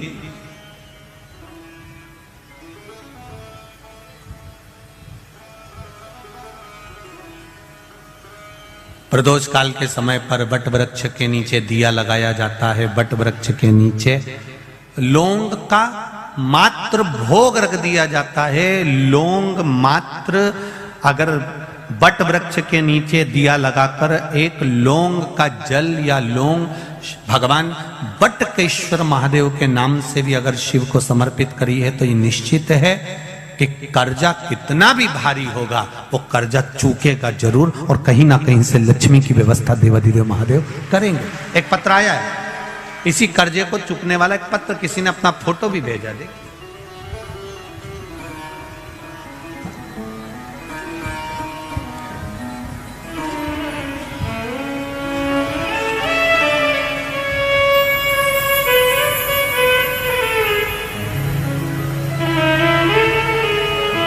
मेरा नाम राजा राम जाधव, पाटिल गांव, औरंगपुर, शिवपुर, शाहदा, जिला नंदुरबार, महाराष्ट्र से आया हूं। कहीं बैठे हो तो हाथ हिलाइएगा। आप ही हैं? दोनों हाथ हिला दो ऐसा। श्री शिवाय नमस्तुभ्यम। एक बार फिर से हिलाइए दोनों हाथ। श्री शिवाय नमस्तुभ्यम। महाराष्ट्र नंदुरबार से आया हूं। मेरा परिवार टीवी के माध्यम से कोरोना काल से कथा सुन रहा है। आपके प्रवचन दिए गए कर्ज मुक्ति का उपाय सुनने के बाद मन में इच्छा जागृत हुई और उपाय करना शुरू किया। आपके कहने से बढ़ के पेड़ के जड़ में बटकेश्वर महादेव के नाम से आपने जो बताया था वैसा की वैसा ही पूजन करना प्रारंभ करा। चावल हल्दी मिलाकर जल छोड़ना, बाबा जी की इच्छा से प्रसाद स्वरूप जैसा आपने वर्णन किया था वैसा ही कर कर वहां से जल लाकर, जिस खेती में, खेती का फोटो भी मैं लगा रहा हूं, जमीन का फोटो लगा रहा हूं, जिस खेती में एक अन्न का दाना नहीं होता था, पूरा कर्जे में डूबता चले गया था, बाबा की कृपा से बाबा ने ऐसी प्रेरणा दी कि हमने उस खेती में बटकेश्वर महादेव का पूजन करने के बाद अभी तक जो फसल लगाते थे वो फसल हटाकर हमने उसमें मिर्ची बो दी। आप बार बार कथा में कहते हो काली मिर्ची काली मिर्ची, तो हमने मिर्ची लगा दी। हमने ये थोड़ी ना कहा था कि तुम मिर्ची लगाओ दादा, हमने मिर्ची बो दी। और बाबा की कृपा देखिए, बटकेश्वर महादेव का नाम लेकर गया था, इतना कर्जा था कि प्राण जाने की नौबत आ गई थी, पर बटकेश्वर महादेव की कृपा से मिर्ची लगाई और मिर्ची की जो फसल आई उसने मेरा पूरा कर्जा चुका दिया। देवाधिदेव महादेव को नमन करने आया हूं। बाबा की कृपा से खेती तो इतनी है गुरुदेव कि बाबा ने खूब दी है, पर कर्जा भी अपार था जो बाबा ने मेरा चुका दिया। मैं बाबा को नांदुरबाग महाराष्ट्र से आकर यहाँ प्रणाम करने आया हूँ। बैठिए। श्री शिवाय नमस्तुभ्यम। ये शिव है, ये शंकर, ये औघड़ी, ये दयालु। तेरी कृपा बिना ना हिले एक भी अणु, लेते हैं श्वास तेरी कृपा से। बखान क्या करूं मैं राखों के ढेर का, चपटी भभूत में है खजाना कुबेर का। आपसे भी कहना चाहूंगा, आप जिस भाव से, जिस हृदय से, जिस चित्त से इस पावन शिव महापुराण की कथा को सुन रहे हो, श्रवण कर रहे हो, इस ग्राउंड में बैठकर, इस सुंदर कथा स्थल पर बैठकर, लाखों की संख्या में आकर आप इस कथा को श्रवण कर रहे हो, आस्था चैनल पर सुन रहे हो, फेसबुक ग्रुप पर सुन रहे हो, ये विश्वास रखना, दिल से सुन रहे हो तो मेरा बाबा देता भी दिल से ही है, खाली नहीं छोड़ता, वो देता है दिल से। आप यहां से जब जाएं तब एक बार दिल से उसको नमन कर कर, दिल से कहकर जाना, उसको हृदय से विनय कर कर जाना, निवेदन कर कर जाना, करेगा। बिना मांगे दे देता है, बिना मांगे। रिटर्न बढ़ल बाबा, बिना मांगे प्रदान कर, बिना मांगे वो दे रहा। शिव कृपा आप करो। प्रसाद मांगा नहीं जाता। शिव महापुराण की कथा कहती है, प्रसाद देने वाला अपना हाथ खुद आगे बढ़ाता है देने के लिए। शंकर भगवान पर जल चढ़ाओ तुम, भले मत मांगो। जिसने हाथ आगे बढ़ाकर शंकर भगवान पर जल चढ़ाया है, मेरा महादेव हाथ आगे बढ़ाकर उसकी झोली भर देता है, ये निश्चित है। राम जी को, भगवान कृष्ण जी को, लड्डू गोपाल जी को, घर में जितने भी देवी देवता हैं उनका जब हम पूजन करते हैं, उनको स्नान कराते हैं, तो आपको हाथ लंबा करने की जरूरत नहीं पड़ती है। वहीं की वहीं आप भगवान को स्नान करा देते हैं, जल चढ़ा देते हैं। पर केवल एक देवाधिदेव महादेव ऐसे होते हैं जिनको जल चढ़ाने के लिए आपको अपना हाथ आगे बढ़ाना पड़ता है। हम जब अपना हाथ आगे बढ़ाते हैं देने के लिए, तो महादेव भी अपना हाथ बढ़ाते हैं सब कुछ लुटाने के लिए। आप उसके बल पर वो प्रदान करता, वो देता। महाराज सरस्वती जी ने मांगा मुझे कुछ वर दीजिए, दे दिया। अब आपसे निवेदन है कि आप बोलिए मैं क्या कर सकती हूं आपके लिए, क्या करूं मैं आपके लिए। बस इतना करिएगा, मेरे दरवाजे पर कोई आए उसके मन की बात मुझे बता दीजिए। प्रसाद लेने वाला और देने वाला दोनों में अंतर होता है।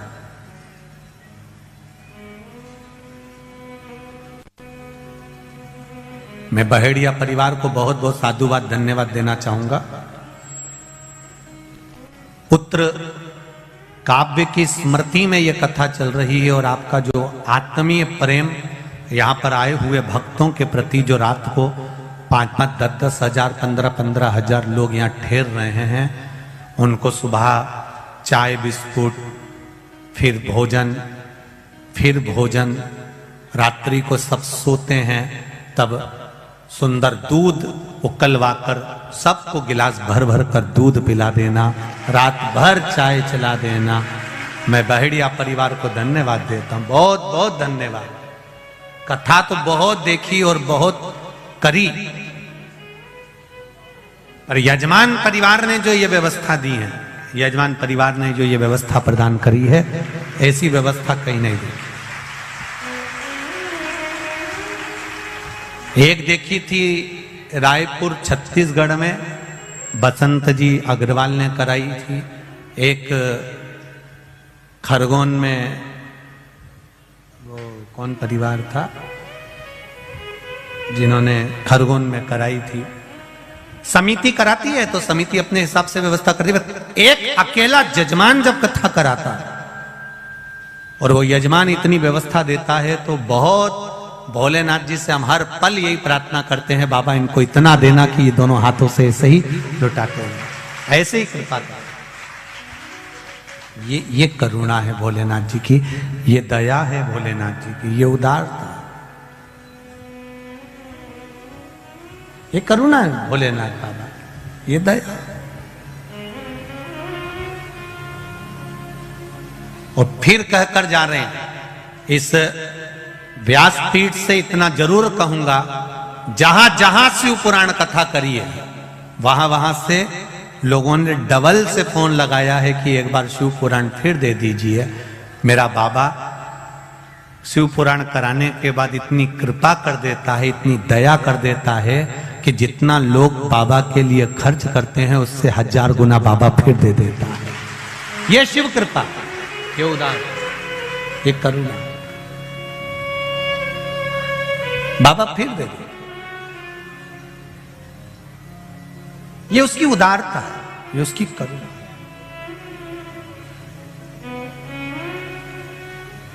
महाराज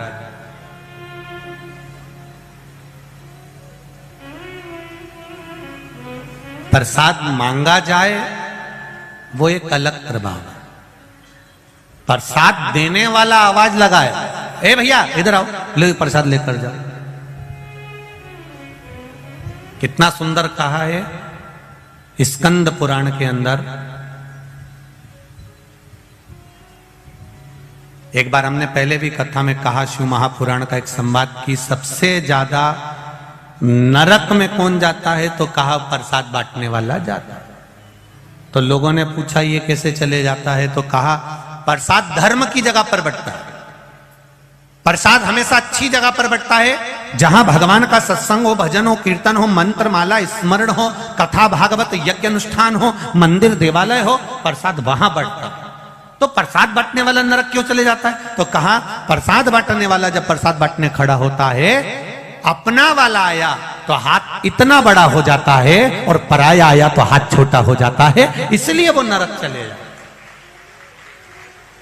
पर आज इतने समय के बाद प्रसाद शिव महापुराण में एक बात फिर कहने जा रहे हैं। स्कंद पुराण की, पद्म पुराण की, गर्ग संहिता की और शिव महापुराण की एक बात आज आप लोगों को कहने जा रहे हैं जो अभी तक नहीं कही।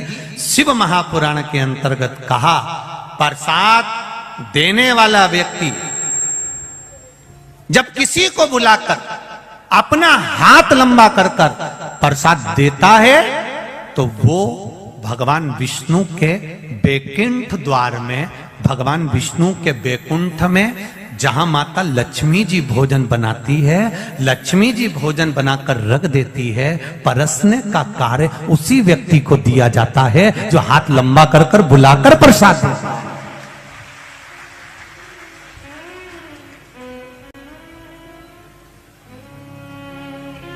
और हमने देखा यहाँ बहेड़िया परिवार जो कथा करा रहा है, हमने छोटे छोटे वीडियोस आप लोगों के, हम लोग तो कभी रसोई घर जाते नहीं तो गए भी नहीं, तो हमने उसमें वीडियो में देखा कि कई माताएं बुला कर दे रही, भैया चाय लो, उधर से बिस्कुट लो, भैया आओ इधर आओ चाय लो, उधर बिस्कुट रखा है बिस्कुट लो, लो दूध प्रसाद लो भोजन प्रसाद लो। ये बुलाकर जो दे रहे हो, तो हम पूर्ण भरोसे से कह सकते हैं कि बैकुंठ में लक्ष्मी जी तो बनाएगी पर नारायण को भोजन आप ही खिलाओगे, ये निश्चित है, ये विश्वास है आप, ये जागरूकता है।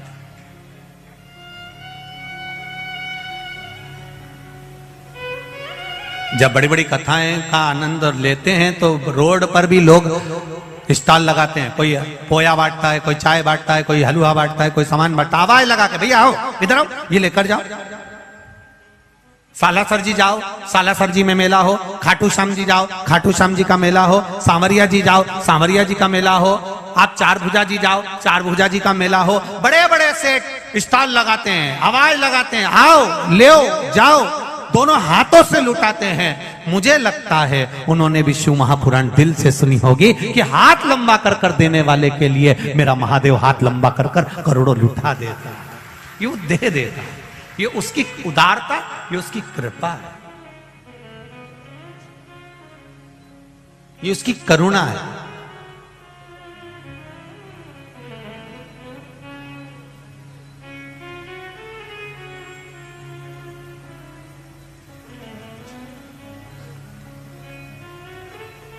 और हम भी इस बड़ौदा की धरा से, बड़ोदरा से सीख कर जाएंगे बहुत कुछ, कि 16 फरवरी से 22 फरवरी तक जो सीहोर में रुद्राक्ष महोत्सव होने वाला है, रुद्राक्ष का वितरण और रुद्राक्ष महोत्सव का जो आनंद होने वाला है फरवरी में, हम भी प्रयास करेंगे कि जैसा बहेड़िया परिवार दोनों हाथों से दिल से हम कहना चाहेंगे जहां जहां पर कथा करी है सबसे, कि दिल से आप भी आकर आनंद के साथ हाथ लंबा कर कर खूब लोगों को खिलाओ, चाय पिलाओ, चाहे पोहा खिलाओ, चाहे हलवा खिलाओ, दिल से लुटाइए आनंद के साथ, ये सीख कर जाए। और हम भी पूर्ण आनंद के साथ उस कथा का रस तत्व, पूर्व में अति भीड़ होने के कारण बस, परंतु अब की बार व्यवस्थाएं भी उस हिसाब से करें जिससे आप लोगों को रुद्राक्ष अच्छे से प्राप्त हो जाए और उसका आनंद आपके जीवन में मिले। महाराज शिव कथा कह रही है, भगवान देवाधिदेव महादेव का चरित्र कह रहा है।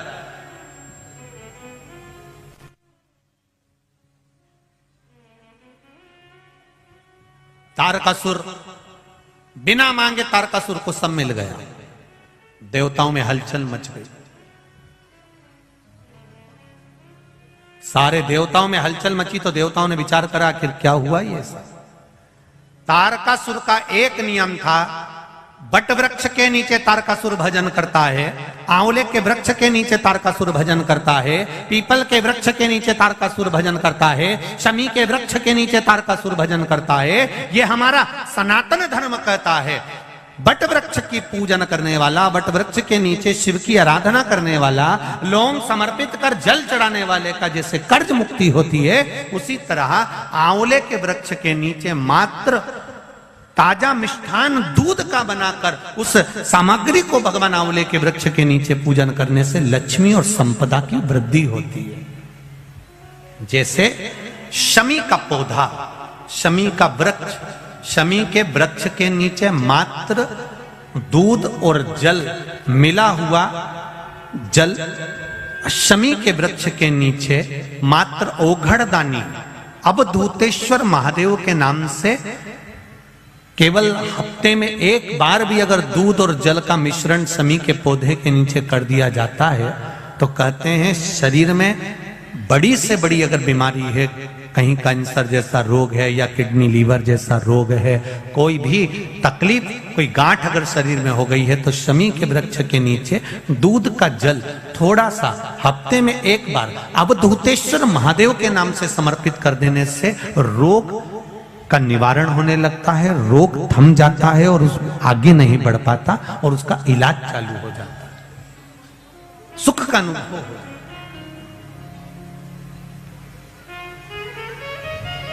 बस एक बात का स्मरण रहे आप, आंवले के वृक्ष के नीचे अगर कोई भोग लगाया गया है पा सकते हैं, पीपल के वृक्ष के नीचे कोई भोग लगाया है पा सकते हैं, बट वृक्ष के नीचे कोई भोग लगाया गया है पा सकते हैं। जिस वृक्ष के नीचे भोग लगाओगे पालोगे, पर शमी वृक्ष के नीचे का जो भोग लगाया गया है वो नहीं पाया जाता। शमी वृक्ष का जो प्रसाद है वो आपको वहीं छोड़ना पड़ता है। शमी वृक्ष का प्रसाद वहीं छोड़। शिव कथा कह रही है, तारकासुर ने तारकासुर खूब उपद्रव। अब सारे देवताओं के पास सूचना मिल गई, जाओ 33 कोटि देवी देवताओं ने जाकर तारकासुर से बात करी है।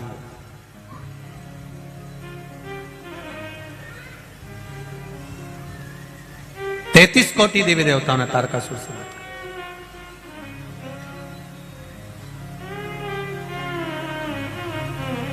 कहा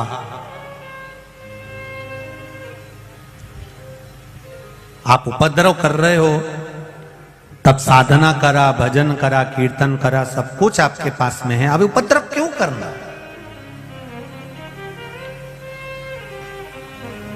तुम्हारी मृत्यु कैसे होगी वह आप बता दीजिए।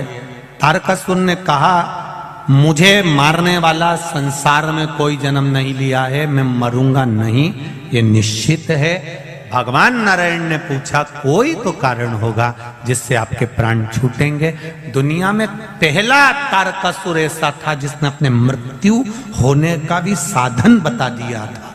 रावण ने यह कभी नहीं कहा था कि मेरे को मारने का साधन यह है कि मेरी नाभि में अमृत है।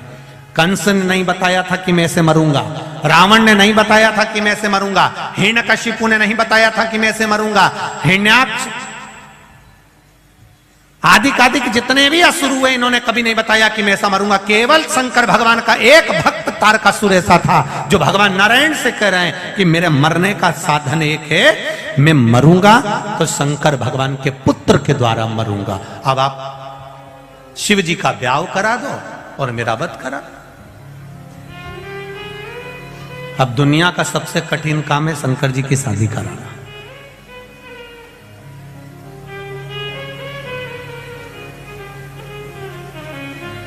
आज के जमाने में सबसे ज्यादा कठिन काम है बेटी को ये बोलना, बच्चों को ये बोलना कि अब मैं तुम्हारी शादी पक्की कर रहा हूं और वहां कर रहा हूं। इतने में बेटा बेटी का मुंह भगोना हो जाता है। पापा हमसे तो पूछते, मम्मी पापा हमसे तो कुछ पूछते ही नहीं है, उन्होंने मन से मेरा ब्याह पक्का कर दिया, मुझसे पूछना तो था। शिव जी के संतान के द्वारा मेरे प्राण छूटेंगे, शंकर भगवान का जो पुत्र होगा वो मुझे मारेगा। ये तारकासुर ने भगवान नारायण से कह दिया। रावण ने कभी नहीं कहा मेरी नाभि में अमृत है, हिरण्यकशिपु ने कभी नहीं कहा कि मैं ऐसे मरूंगा, कंस ने कभी नहीं कहा मैं ऐसे मरूंगा, हिरण्याक्ष ने कभी नहीं कहा मैं ऐसे मरूंगा, पर तारकासुर एक अकेला था, शंकर का भक्त था, इसलिए कह दिया शिव जी के पुत्र के द्वारा मरूंगा। अब तुम शिव जी की शादी कराओ।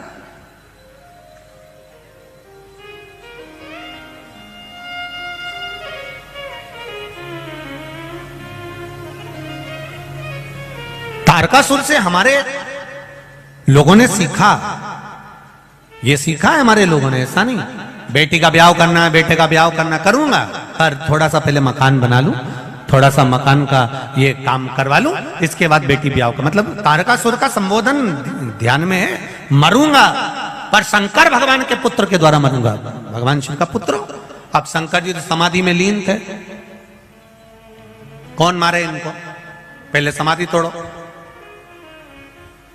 अब समाधि को तोड़ने के लिए सारे प्रयास कर लिए, तब आज ही का दिन मार्गशीर्ष शुक्ल पक्ष की त्रयोदशी कामदेव को बुलाया गया।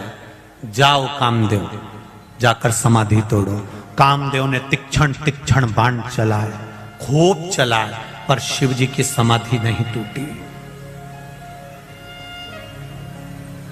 तब समाधि में बैठे हुए देवाधिदेव महादेव को माता सती ने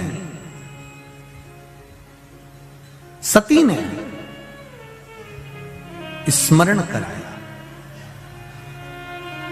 ये मेरी बहन का पति है, मैं दक्ष प्रजापति की बेटी सती और मेरी बहन है रति। ये रति का पुत्र है, रति का पति है कामदेव। आप मेरे लिए कुछ नहीं करे, कम से कम इनके लिए थोड़ा सा आप नेत्र खोल लीजिए। देवाधिदेव महादेव रिश्तेदारी निभाना जानते थे। दुनिया में केवल एक देवाधिदेव महादेव ऐसे हैं जो अपने संबंध को निभाना जानते हैं, रिश्ता निभाना जानते हैं, संबंध निभाना जानते हैं कि संबंध किसको कहते हैं। शिव जी ने, कामदेव ने नेत्र खोल, जो बाण छोड़ा, शंकर जी का तीसरा नेत्र खुला। खुलते से ही आम के पल्लव में, आम के पल्लव में, आम के वृक्ष के ऊपर, आम के पल्लव पर कामदेव छुप कर बैठे थे।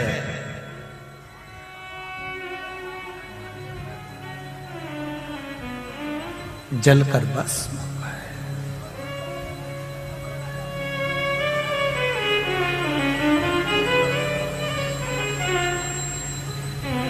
कामदेव ने आम के पल्लव को पकड़ कर रखा था। आम के वृक्ष को, आम के पल्लव को पकड़ कर रखा है कामदेव ने।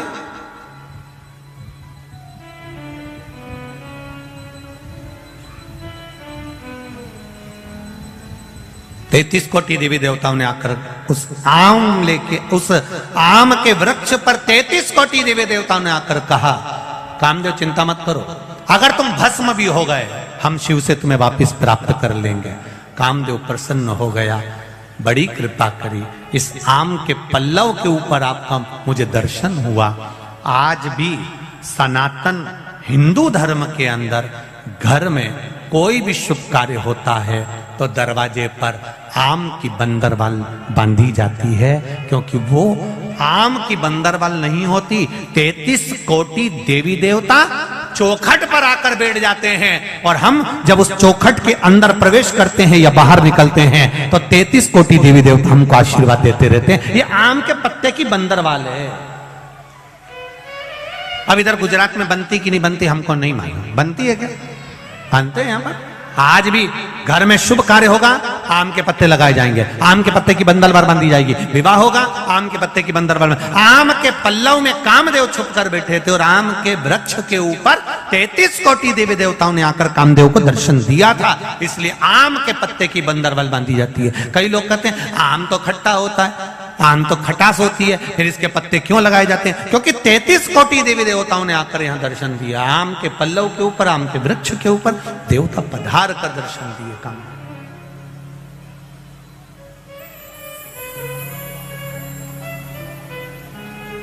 महाराज भगवान देवाधिदेव महादेव शिव औघड़दानी, त्रिकालदर्शी, कैलाशी, अविनाशी, मेरे बाबा, मेरे शिव, कामदेव को भस्म कर दिया। कामदेव आकर रोने लगा।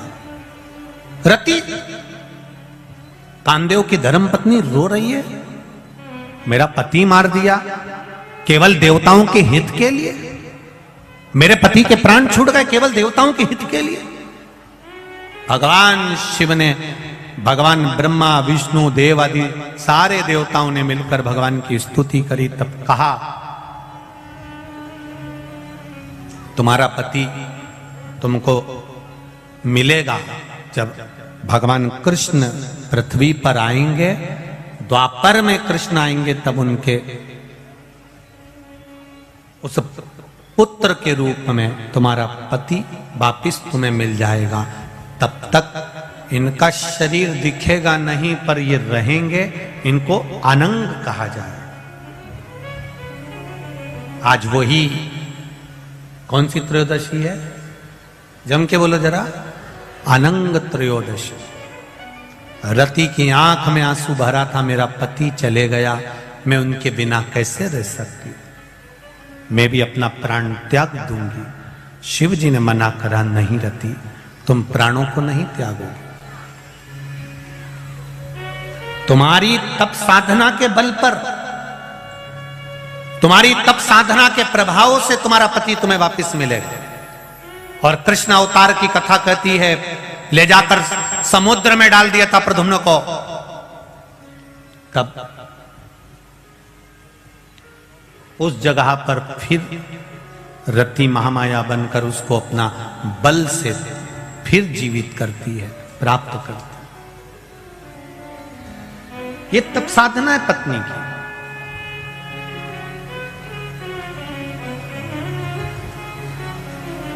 रति ने कहा, एक बार आपकी समाधि तोड़ने से मेरा पति मर गया, उसका अनंग हो गया, उसका शरीर चले गया, भस्म हो गया। आप मुझे कोई दूसरा वर नहीं देंगे? देवाधिदेव महादेव ने कहा, मांग रति, तुझे क्या चाहिए? तू सती की छोटी बहन है, तू सती की बहन है, मांग तुझे क्या चाहिए? रति कहती है, एक वर दे दीजिए। जिस दिन मेरा पति अनंग हुआ है, उसका शरीर गया है, वो दिन संपूर्ण ब्रह्मांड पर जो स्त्री, जो नारी, जो पुरुष, जो जीव शंकर भगवान परमात्मा कामदेव, रति, महादेव और सती का नाम लेकर मात्र दूध का ही स्पर्श करेगा, उसका आनंद उसको 7 जन्म तक प्राप्त होगा, फिर वो कभी जीवन में भटकेगा नहीं। जिस पति पत्नी का झगड़ा होता है, या पति पत्नी में प्रेम समाप्त हो गया, या स्नेह समाप्त हो गया, विवाद चल रहा हो, आपस में एक दूसरे का मुंह देखना पसंद नहीं है, बच्चों के प्रति कोई स्नेह नहीं, माता पिता के प्रति कोई स्नेह नहीं, उसके लिए आज अनंग त्रयोदशी का जो दिन है और सोम प्रदोष का जो आज दिन बना है, शायद भूतो ना भविष्यते, जिंदगी में ऐसा दिन फिर वापिस आने वाला नहीं है। सोम प्रदोष भी पड़ गया और अनंग त्रयोदशी भी पड़ गई। और कितनी खुशी की बात है जो आज आप और हमको ये पावन कथा अनंग त्रयोदशी के दिन, अनंग त्रयोदशी की महत्वता जानने का मौका मिला है। शायद बड़ोदरा वालों ने कुछ ना कुछ पुण्य तो बहुत प्रबल किया है, ये निश्चित। ये प्रभु कृपा। मेरा जिन बेटा बेटियों का विवाह नहीं हो रहा, उनसे भी निवेदन है, आज का प्रयोग अवश्य करें, आज का आनंद जरूर पाएं। अनंग त्रयोदशी, केवल एक बेलपत्री का पत्ता, उस पर दूध, और बाबा देवाधिदेव महादेव को कामदेव, रति, शिव और सती का नाम लेकर अपनी कामना का स्मरण कर कर समर्पित करिए, सुख प्राप्त, आनंद की अनुभूति होगी।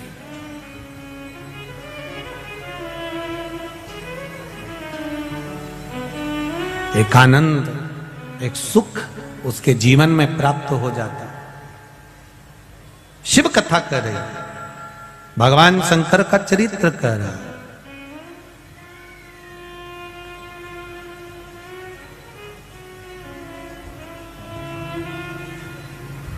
रति रो रही है, शिवजी ने वर दे दिया।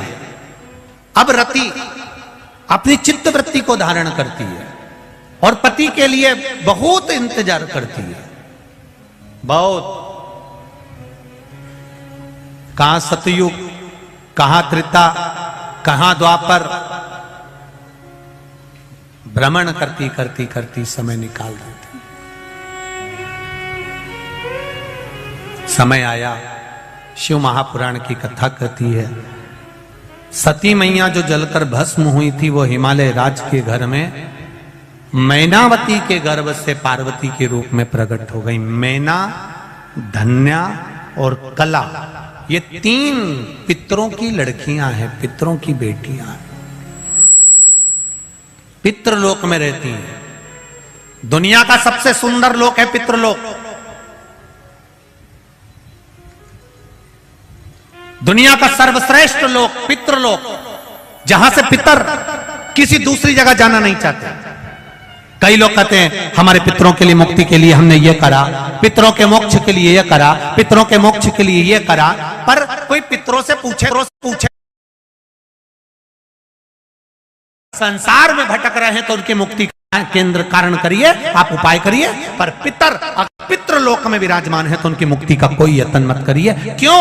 क्योंकि पितृलोक में पितृ सबसे ज्यादा प्रसन्न रहते हैं। उनसे पूछा जाए तुम्हारी प्रसन्नता का कारण क्या है, तो पितृलोक के पितृ कहते हैं जितनी देर संसार के मनुष्य शिव महापुराण की कथा में बैठते हैं, भले टीवी के सामने सुने, मोबाइल पर सुने, चाहे कथा पंडाल में बैठकर शिव महापुराण की कथा सुने, जितनी देर आप जमीन पर बैठकर आसन लगाकर कथा को श्रवण करते हो, उतनी देर तक भगवान विष्णु अपने घर के पितरों के कंधे पर हाथ रखकर पूरी शिव महापुराण की कथा को सुनते हैं।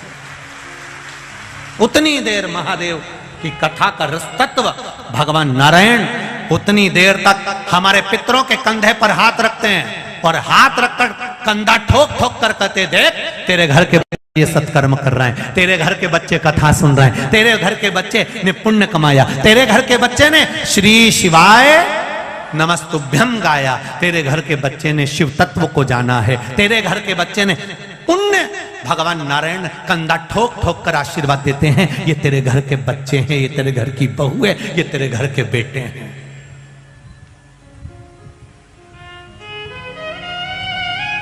कितने सालों के बाद गुजरात को 2 कथा मिली है, एक ये, एक पावागढ़ के पास में।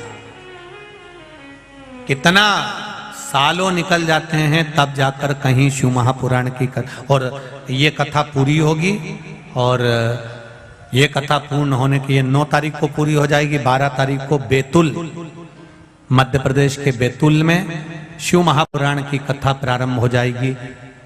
जो बैतूल के पास में ताप्ती, सूर्य नारायण भगवान की बेटी ताप्ती नदी जो बहती है, यमुना जी की बहन जो बहती है, उस यमुना जी की बहन ताप्ती के नाम से माँ ताप्ती शिव महापुराण की कथा श्रवण करने का सौभाग्य बैतूल वालों को मिलेगा। दोपहर में 1 बजे से 4 बजे।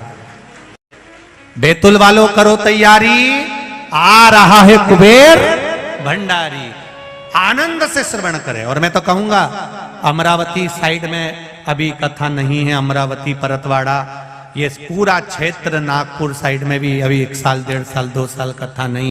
आपको मौका मिल रहा है बैतूल की कथा श्रवण करने का, दिल से सुनो। 1 बजे से 4 बजे तक मां ताप्ती शिव पुराण का आनंद लो। तुम्हारी चित्तवृत्ति में आना चाहिए, गंगा जी में अस्थि विसर्जन होती है, वो अस्थि कई दिनों तक रहती है। यमुना जी में अस्थि जावे तो कई दिनों तक रहती है, गोदावरी में जावे अस्थि बहुत दिनों तक रहती है, कावेरी में, सरस्वती में अस्थि डाली जाए, मंदाकिनी में डाली जाए तो बहुत दिनों तक रहती है। केवल मां ताप्ती यमुना जी की बहन एक अकेली ऐसी है जिसमें अस्थि डालते से ही दूसरे दिन भस्म हो जाती है। ऐसा क्या है मां ताप्ती में, उसको जानो तो सही। जिस हड्डी को, जिस अस्थि को कोई गला नहीं सकता, वो दूसरे दिन अस्थि गल जाए, भस्म हो जाए। ताप्ती नदी का जल में ऐसा क्या भाव है? ऐसा यमुना और ताप्ती में ऐसा क्या झगड़ा हो गया कि यमुना जी ने ताप्ती को कुछ कह दिया और ताप्ती ने यमुना को कुछ कह दिया? ऐसा कौन सा झगड़ा ताप्ती और यमुना का हो गया कि यमराज यमुना के दरवाजे पर जाते हैं और ताप्ती के यहां नहीं पहुंच पाते, और शनि ताप्ती के द्वार पर पहुंच जाता है? हमें वो प्रसंग को जानना है, मां ताप्ती के उस प्रसंग को जानना।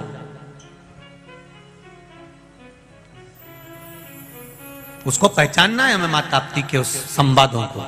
वो बैतूल की कथा में 12 से चालू होगी, उसको श्रवण करें 12 दिसंबर से, आनंद ले।